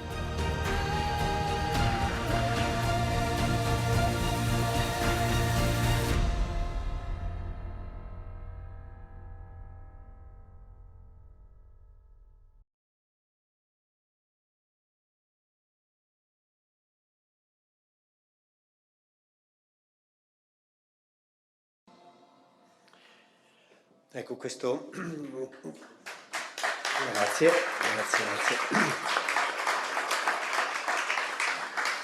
professore doveva andare, ma comunque siamo nati nel 1950, quindi è interessante anche come chi è nato ante norma, ante legge, come si inquadra in questo percorso anche dei 70 anni.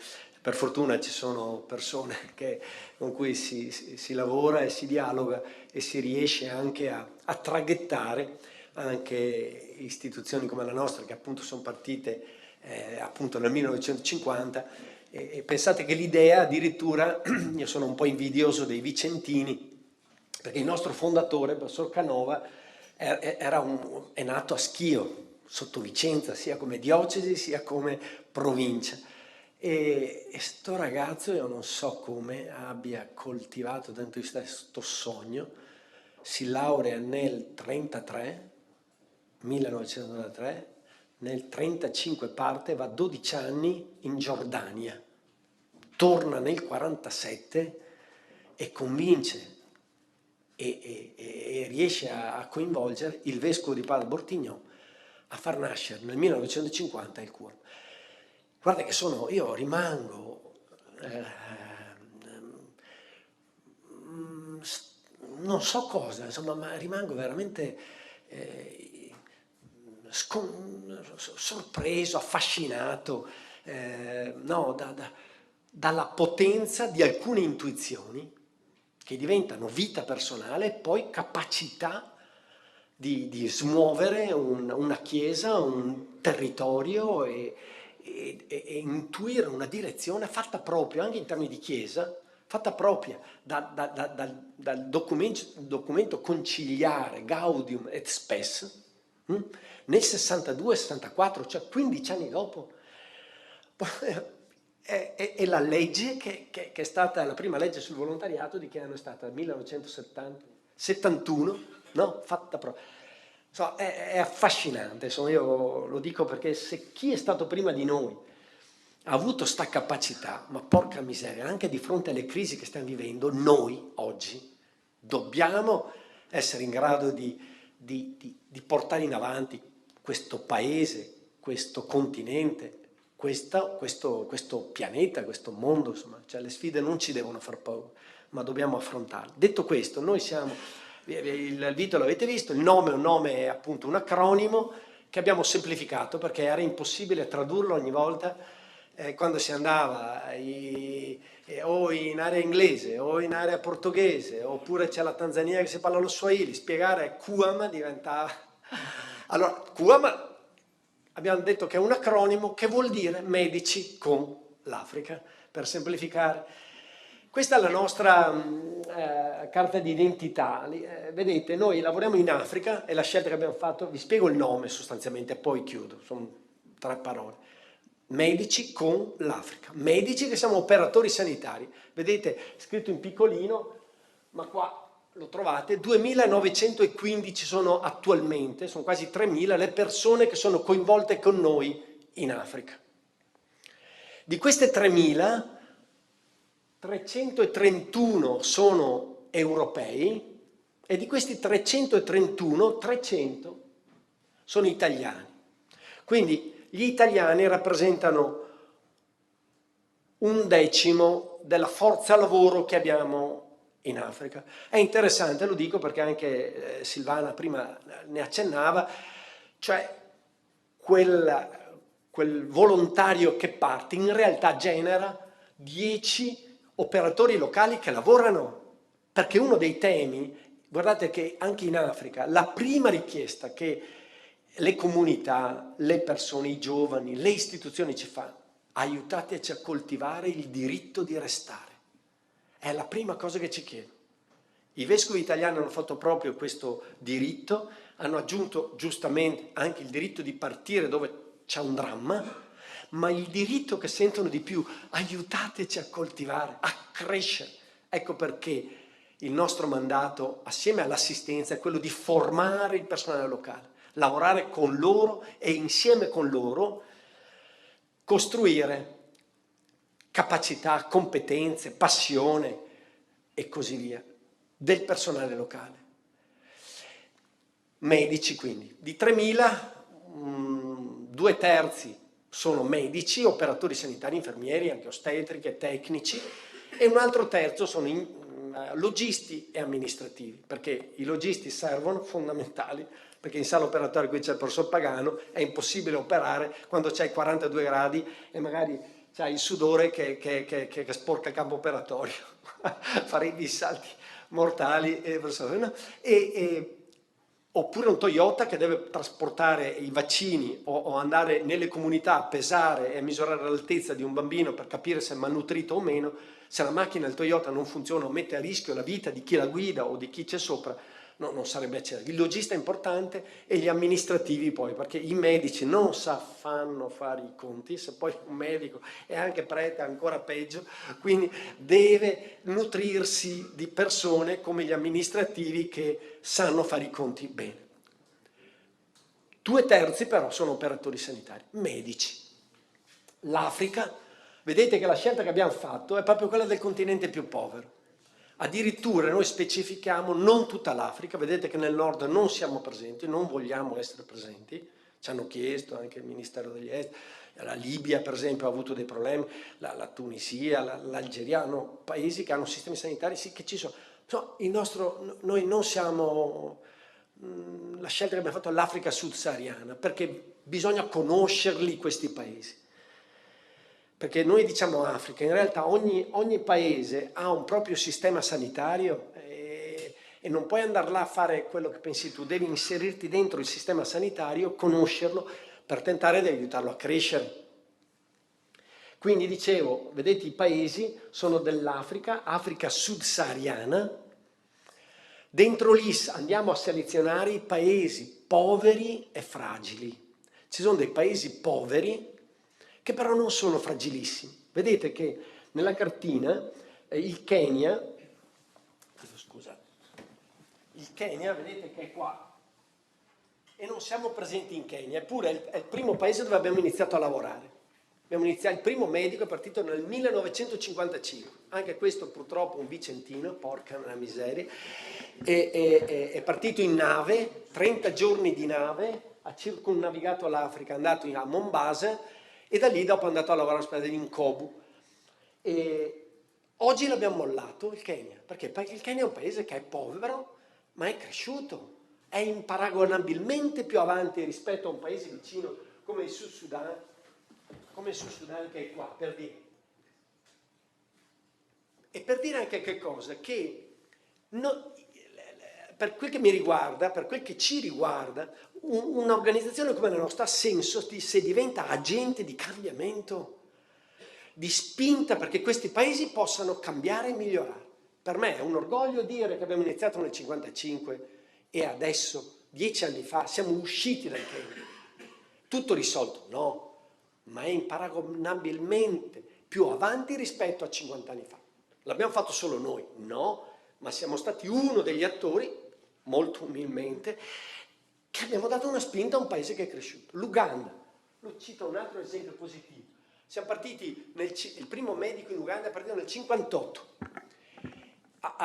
Dopo 10 anni eravamo 60-70 medici italiani che andavano, adesso ne abbiamo 2. E il rappresentante paese dell'Uganda adesso è un Karim Ojon, un ugandese, e l'Uganda è cresciuta. Tanto è cresciuta che anche, siccome una delle critiche che ci fanno alle ONG è che tanto in Africa non cambia niente, io dico, non è vero, perché il Kenya è così, e l'Uganda, che pur siamo presenti, adesso abbiamo 2 medici bianchi, molto personale locale, e nel 2017, tanto per dirla tutta, nel 2017 non c'è stato un ugandese che abbia lasciato l'Uganda e abbia attraversato il Mediterraneo. Questo lo dico perché se si lavora bene, altro che non si riesce insieme ad altri, perché non c'è dubbio che ci vuole un governo stabile, va bene, tanti elementi, però è anche vero che puoi essere uno degli agenti che aiuta un paese a crescere. In Uganda noi siamo presenti nella regione più povera, che è la Karamoja, e in 20 anni, negli ultimi 20 anni, le mamme assistite al parto erano 20 anni fa 1 su 5, adesso 4 su 5 sono assistite al parto, la manutenzione è calata, la scolarizzazione è cresciuta, si laureano 160-170 nuovi medici ugandesi all'anno, molti dei medici ugandesi adesso si stanno aiutando il Sud Sudan, per dire. Quindi, ecco, queste cose qua, secondo me, assieme a tutte le belle cose che ci diceva il professore, sono anche importanti, perché altrimenti sembra che sia un qualcosa che produce poco, e invece anche in termini di valori sociali, secondo me, se si lavora bene, insomma, c'è un grande spazio. Vabbè, paesi poveri come l'Uganda e il Kenya, e ci sono dei paesi poveri e fragili, fragilissimi. E quando dico fragili intendo dire il Sud Sudan, che ha un'ostetrica, l'avete sentito. Ma guardate, qui ci sono tante signore, e molte di queste avranno dei figli, ma un'ostetrica per 20.000 mamme che partoriscono, 20.000, una ostetrica, la media è questa qua. Madonna santa, ma che futuro possono avere? Ovvio che la gente scappa. 1 milione è andato in Uganda e un altro 500.000 è andato in Etiopia. È evidente. La Repubblica Centrafricana è l'ultimo paese che abbiamo aperto, è andato là il Papa è incredibile, questo Papa apre la Porta Santa, e mentre apre la Porta Santa benedice tutti sti canti, gran festa, e si accorge che a 300 metri c'è l'ospedale pediatrico di Bangui, e dice: ma posso andarlo a vedere? Un po' di caos, e va a vederlo, e si accorge come erano messi questi bambini, in particolare quelli malnutriti. Dobbiamo fare qualcosa. Torna a Roma, coinvolge il Bambino Gesù. Bambino Gesù fa i primi interventi, dopo ovviamente anche Bambino Gesù è mega esperto in Europa, ma lavorare in Africa è difficilissimo, vero o no, professor Nitti? E dico, allora ci ha chiamato e abbiamo aperto. In Repubblica Centrafricana, in tutto il paese, ci sono 2 pediatri. Ma mi dite come... Che futuro c'hanno questi paesi? E c'è un fiume che passa per la capitale si chiama Bangui, c'è questo grande fiume, 10 metri di riva da una parte, 10 metri di riva dall'altra. Quel terreno là di 10 metri l'hanno comprato i francesi. Io me ne accorgo perché c'è una rete che ti impedisce di arrivare alla riva. Come mai è chiuso la cosa? L'ha comprata i francesi. Come mai l'ha comprata 10 metri da riva di un fiume in Repubblica Centrafricana? Don Dante dice: perché è famoso sto fiume? Perché è pieno di pepite d'oro. Quindi assoldano comunità cooperative locali, li fanno scavare, sti ragazzotti, trova pepita e gli dà al francese, ovviamente.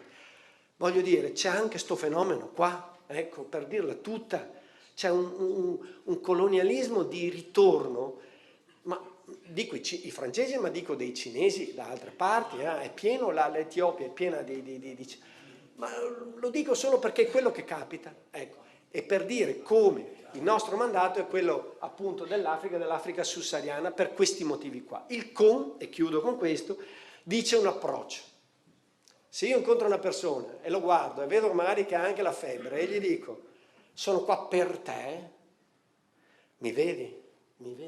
Quanto bravo sono, quanto capace sono, quante risorse ho, quanto io vengo dall'Europa, io sono bianco, io non vedi, sono qua per te ad aiutarti, che altro te vale? Non te lo dice con le parole, te lo dice con gli occhi, e puoi stare anche a casa tua, se questo è l'approccio. Perché questo non fa bene né a noi né a loro, perché il nostro non vuole essere assistenzialismo, noi siamo qua con te, insieme a te. Si soffre insieme, si patisce insieme, si guardano le cose, si capiscono e si tentano di risolvere insieme. quel con è fondamentale come approccio, come stile, come modo con cui costruisci un progetto, come ti responsabilizzi. Noi siamo molto grati alla Fondazione Cariparo perché in tutto questo ci sostiene tantissimo, ma ogni azione che facciamo è un accordo vero e proprio bilaterale dove io mi impegno a fare alcune cose e tu ti impegni a farne altre. Ci diamo delle scadenze, ci verifichiamo insieme, ci controlliamo anche, ma si cresce insieme in senso proprio di responsabilità anche reciproca. Grazie.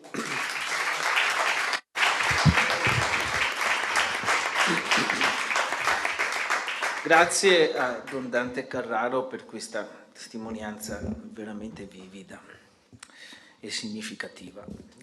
Io passerei la parola forse al dottor Andrea Borgato che deve darci alcune...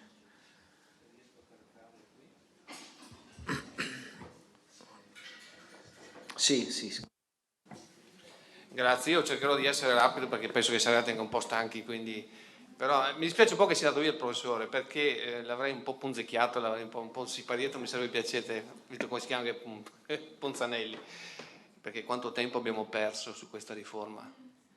Sono partiti tardi col vecchio governo, l'hanno lasciata a metà strada perché poi sono andati a casa prima, quelli che c'erano dopo il 4 marzo del 2018 hanno perso tempo, adesso dicono che in 7 mesi, in 6 mesi faranno tutto.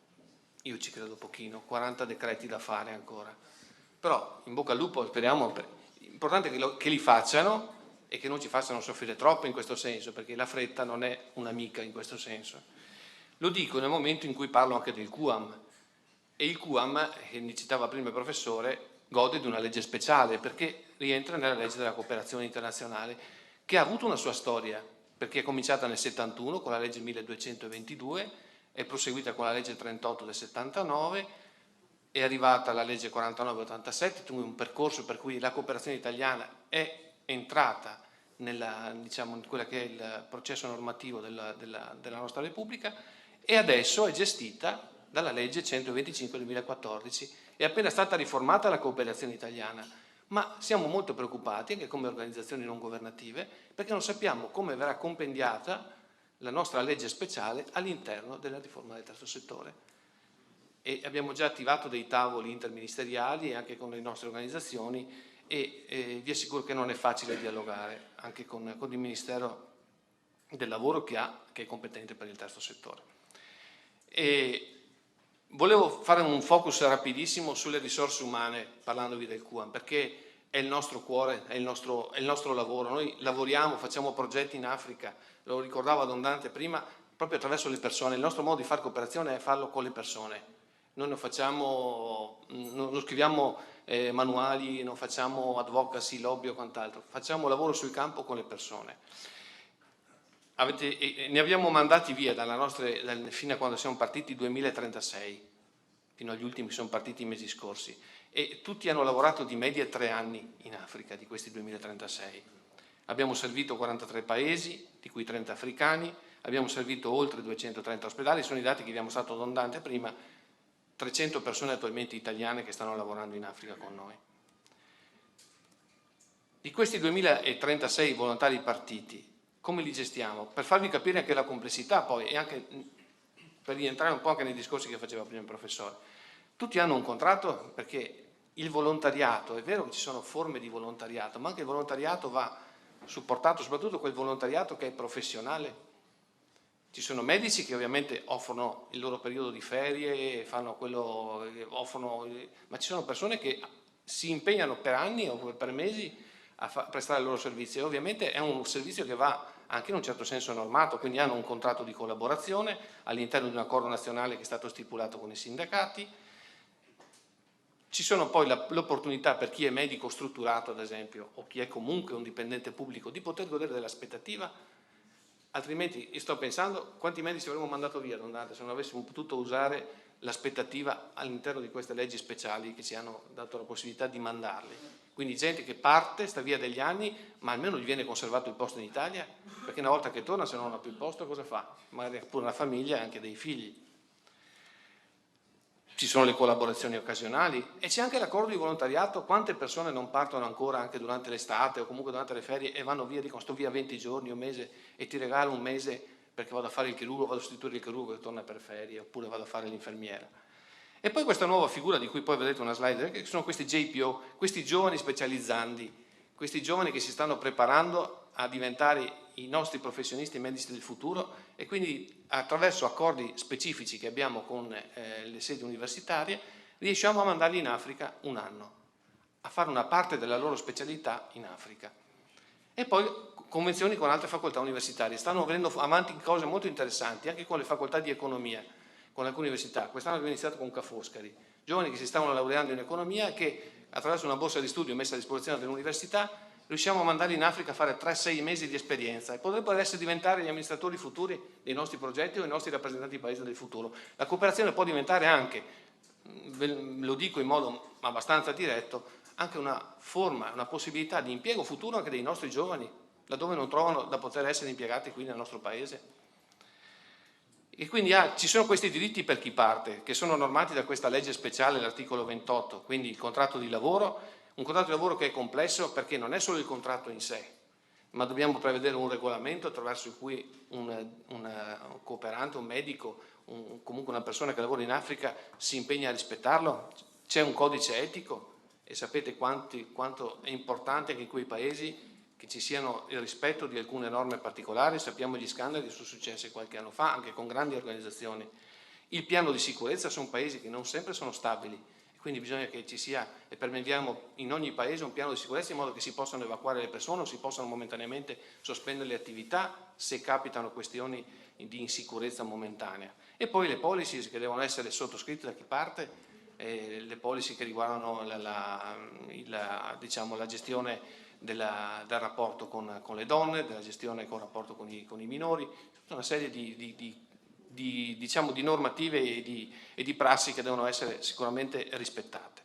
L'aspettativa, vi dicevo prima, attualmente questa legge è una legge straordinaria e su questo dobbiamo darci un po' di lode, no? Ci possiamo un po' lodare e imbrodare perché è un po' anche merito nostro se questo articolo è stato rinnovato dentro la legge nuova, perché le altre organizzazioni, molte delle altre organizzazioni non avevano interesse a mandare ovviamente personale in aspettativa. Noi abbiamo insistito, abbiamo partecipato al tavolo di lavoro e ci hanno, tra virgolette, ascoltato. Quindi adesso possiamo stare tranquilli perché possono partire ancora i nostri medici, possono stare giù in Africa fino a 4 anni addirittura, avere un'aspettativa e possono anche essere rinnovate queste aspettative. Quindi il servizio dall'estero viene, anche questa è stata la nostra battaglia, deve essere riconosciuto. Chi dedica degli anni a questo tipo di servizio, una volta che ha la possibilità di fare un concorso pubblico, perché non deve essere un titolo preferenziale che gli viene riconosciuto? L'equipolenza del servizio prestato all'estero in che termini? In termini di anzianità di servizi, in termini di progressione di carriera e in termini di trattamento di quiescenza. Quindi chi va via non perde questi diritti, li mantiene in sostanza.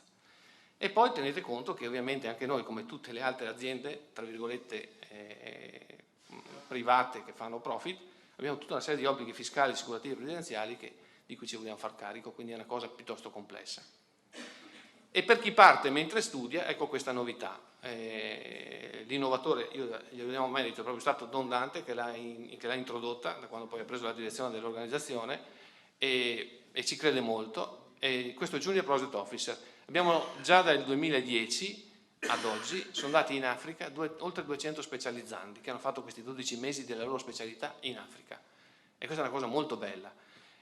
L'abbiamo fatta grazie ad un accordo quadro attraverso il CRUI, la conferenza dei rettori delle università italiane, e da questi abbiamo poi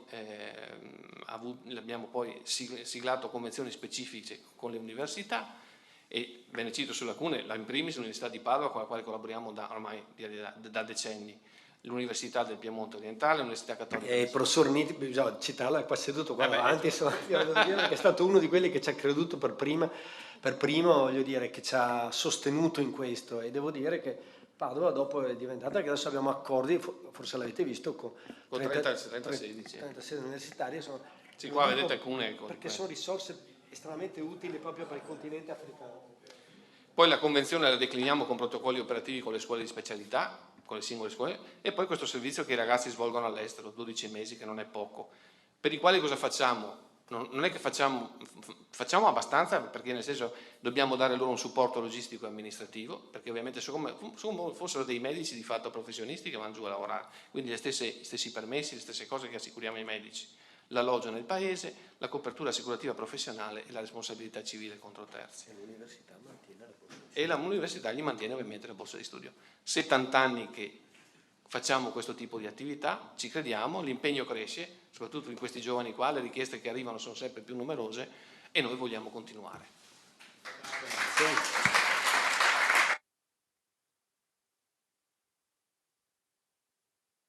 Veramente grazie per testimonianza, informazioni preziose, opportunità. Nell'ambito del nostro corso vorrei ricordare che nel 18° incontro del 5 giugno il nostro professor Bernardo Cortese verrà a parlare del volontariato negli enti con statuto internazionale od operanti in ambito internazionale. A lui trasmetteremo il materiale di oggi. Grazie a Don Dante e grazie al dottor Andrea Borgato. Chiudiamo con un'ulteriore testimonianza dell'attività di volontariato a livello cittadino, però forse più esattamente a livello diocesano, ma radicata, come dicevo prima, nell'ordinamento ecclesiale universale. E passo la parola a Maria Passerini Glazel Pagano, ben volentieri. Prego, signora. Buonasera. A nome della San Vincenzo che rappresento e mio personale, rivolgo un sentito ringraziamento agli organizzatori, in particolare al professor Manlio Miele, alla professoressa Adriana Topo, per aver invitato la nostra associazione a portare la testimonianza in questo seminario dei venerdì del terzo settore, così prestigioso e di grande utilità per il mondo del volontariato. Abbiamo così l'opportunità di far conoscere il lavoro che i vincenziani della diocesi di Padova svolgono gratuitamente e nel nascondimento. Per capire bene la struttura e il modo di operare della Società di San Vincenzo de Paoli, bisogna conoscere il pensiero ed il percorso del fondatore, il beato Federico Ozanam. Nacque nel 1813 a Milano, si laureò alla Sorbona, fu marito e padre di famiglia e morì nel 1853 a Marsiglia. Un arco di tempo di appena 40 anni in un periodo storico molto complesso. La forte accelerazione del processo di industrializzazione, il formarsi di un folto proletariato nelle città, portarono forti tensioni sociali, come aveva detto il professor Muraro molto meglio di me. Federico era perfettamente conscio dei problemi, vedendo le condizioni miserevoli in cui vivevano le famiglie degli operai e le ingiustizie che subivano. Nel 1833, studente universitario, con altri 5 compagni ed un docente, fondò la società che mise sotto la protezione del santo Vincenzo de Paoli un'associazione di laici cattolici con un proprio statuto di diritto civile, che avesse un riconoscimento giuridico per poter agire con autorevolezza e legalità. Si sostiene che Ozanam sia stato il primo a dare vita ad un'associazione di laici cattolici con un proprio statuto di diritto civile. Qualche traccia del suo pensiero sulle associazioni lo si può trovare anche nelle note della versione integrale del testo di diritto privato del grande professore Alberto Trabucchi. Spero che il professor Miele mi confermi. Sì. La nostra associazione ebbe dapprima riconoscimento dalla Santa Sede come associazione religiosa, ma Federico Ozanam la rifiutò. Nel 1845 Papa Gregorio XVI, con un breve apostolico, concesse il riconoscimento come associazione laicale, anticipando così il Concilio Vaticano II di 150 anni e facendo di Federico Ozanam, convinto assertore della dignità dei laici nella missione della Chiesa, un precursore ed un profeta. Fervente cattolico, laureato in giurisprudenza, sentì che la coscienza cristiana non poteva rimanere indifferente di fronte, tra virgolette, cito Federico, all'odio inconciliabile tra le classi sociali. I cristiani dovevano interporsi tra i due schieramenti per operare la riconciliazione, il superamento degli egoismi e delle gravi ingiustizie.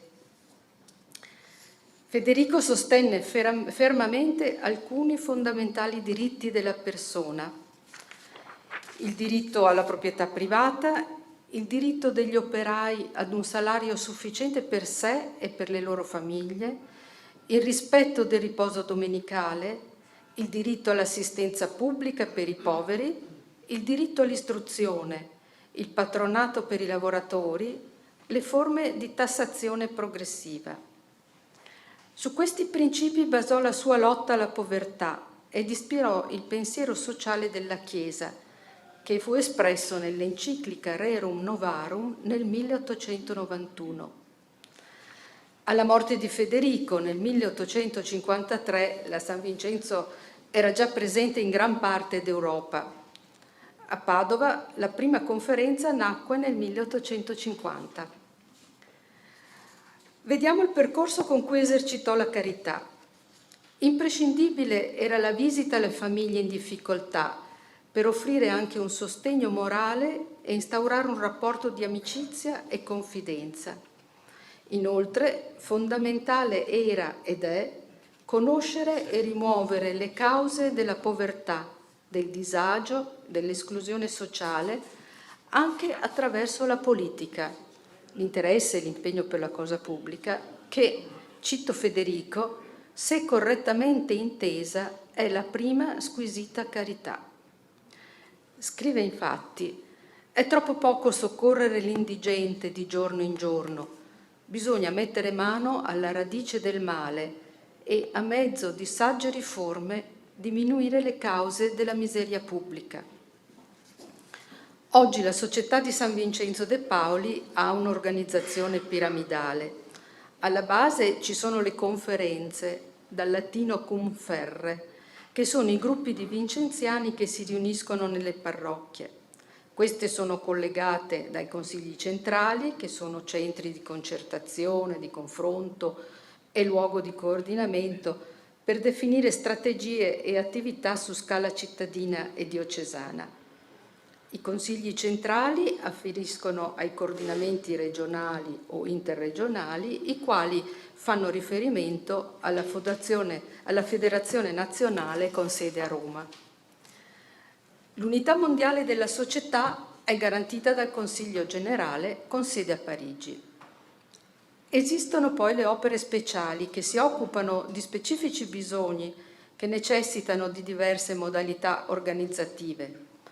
Promuovono e gestiscono mense, abbiamo l'esempio a Mestre di Caletizia, dormitori, empori solidali, case di ospitalità per anziani, asili nido, campi estivi per bambini e giovani.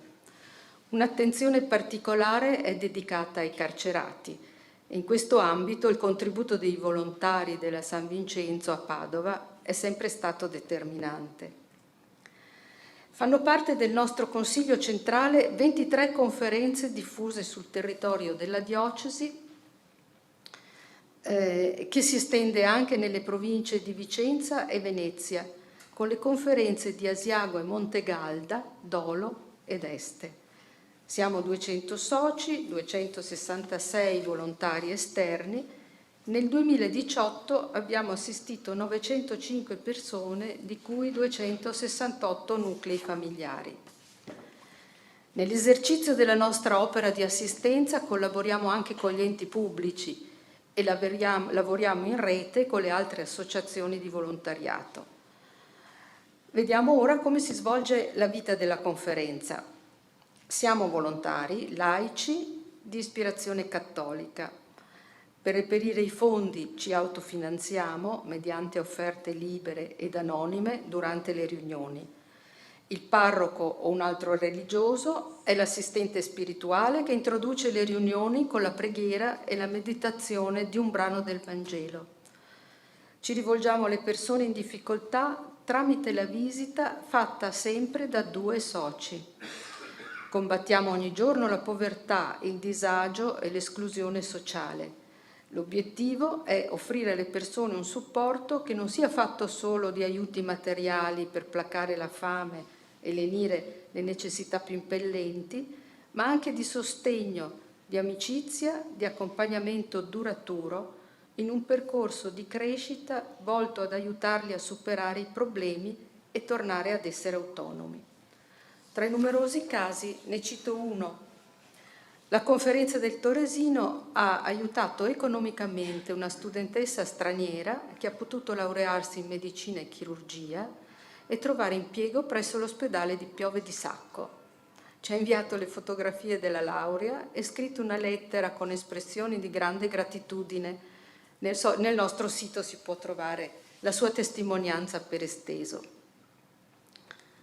Dal 2009, adesso entriamo a parlare della nostra sede. Dal 2009 il Consiglio Centrale di Padova, grazie ad un lascito testamentario e al contributo considerevole della Fondazione della Cassa di Risparmio, cui si sono aggiunti quelli del Comune e del Centro Servizi Volontariato, ha una sede molto bella ed ampia.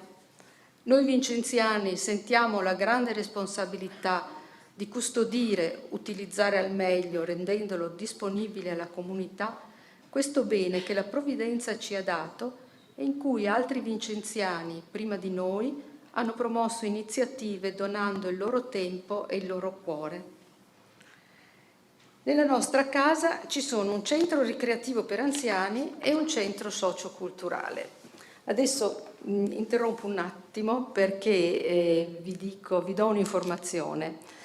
Noi abbiamo molte attività e tengo a raccontarvele tutte perché spero che siate invogliati a venire a trovarci e magari decidiate di darci un aiuto di cui abbiamo veramente tanto bisogno. I nostri contatti li potete trovare, abbiamo lasciato dei pieghevoli che si riferiscono a un evento che abbiamo fatto in settembre, ovvero abbiamo festeggiato i 10 anni della nostra sede e lì oltre ai nostri contatti ci sono anche le notizie in breve che ora vi vado a raccontare. Il centro ricreativo per anziani è intitolato ad Elettra Bigliani d'Auger. Osservando la volontà testamentaria della nostra benefattrice, cerchiamo di abbattere le barriere della solitudine. Martedì e venerdì pomeriggio vi accedono persone anziane residenti prevalentemente nel quartiere Arcella, dove noi abbiamo la sede, ma anche a Noventa Padovana, grazie alla collaborazione con quel comune che organizza il trasporto. La gestione del centro, che accoglie circa una trentina di persone, è affidata a 5 nostri volontari, ai quali se ne aggiungono altri provenienti dal CISV. Si organizzano giochi, momenti di festa per varie ricorrenze, cineforum con dibattito, incontri con psicologi. I progetti che ora vi presento sono finalizzati alla presenza di persone anziane.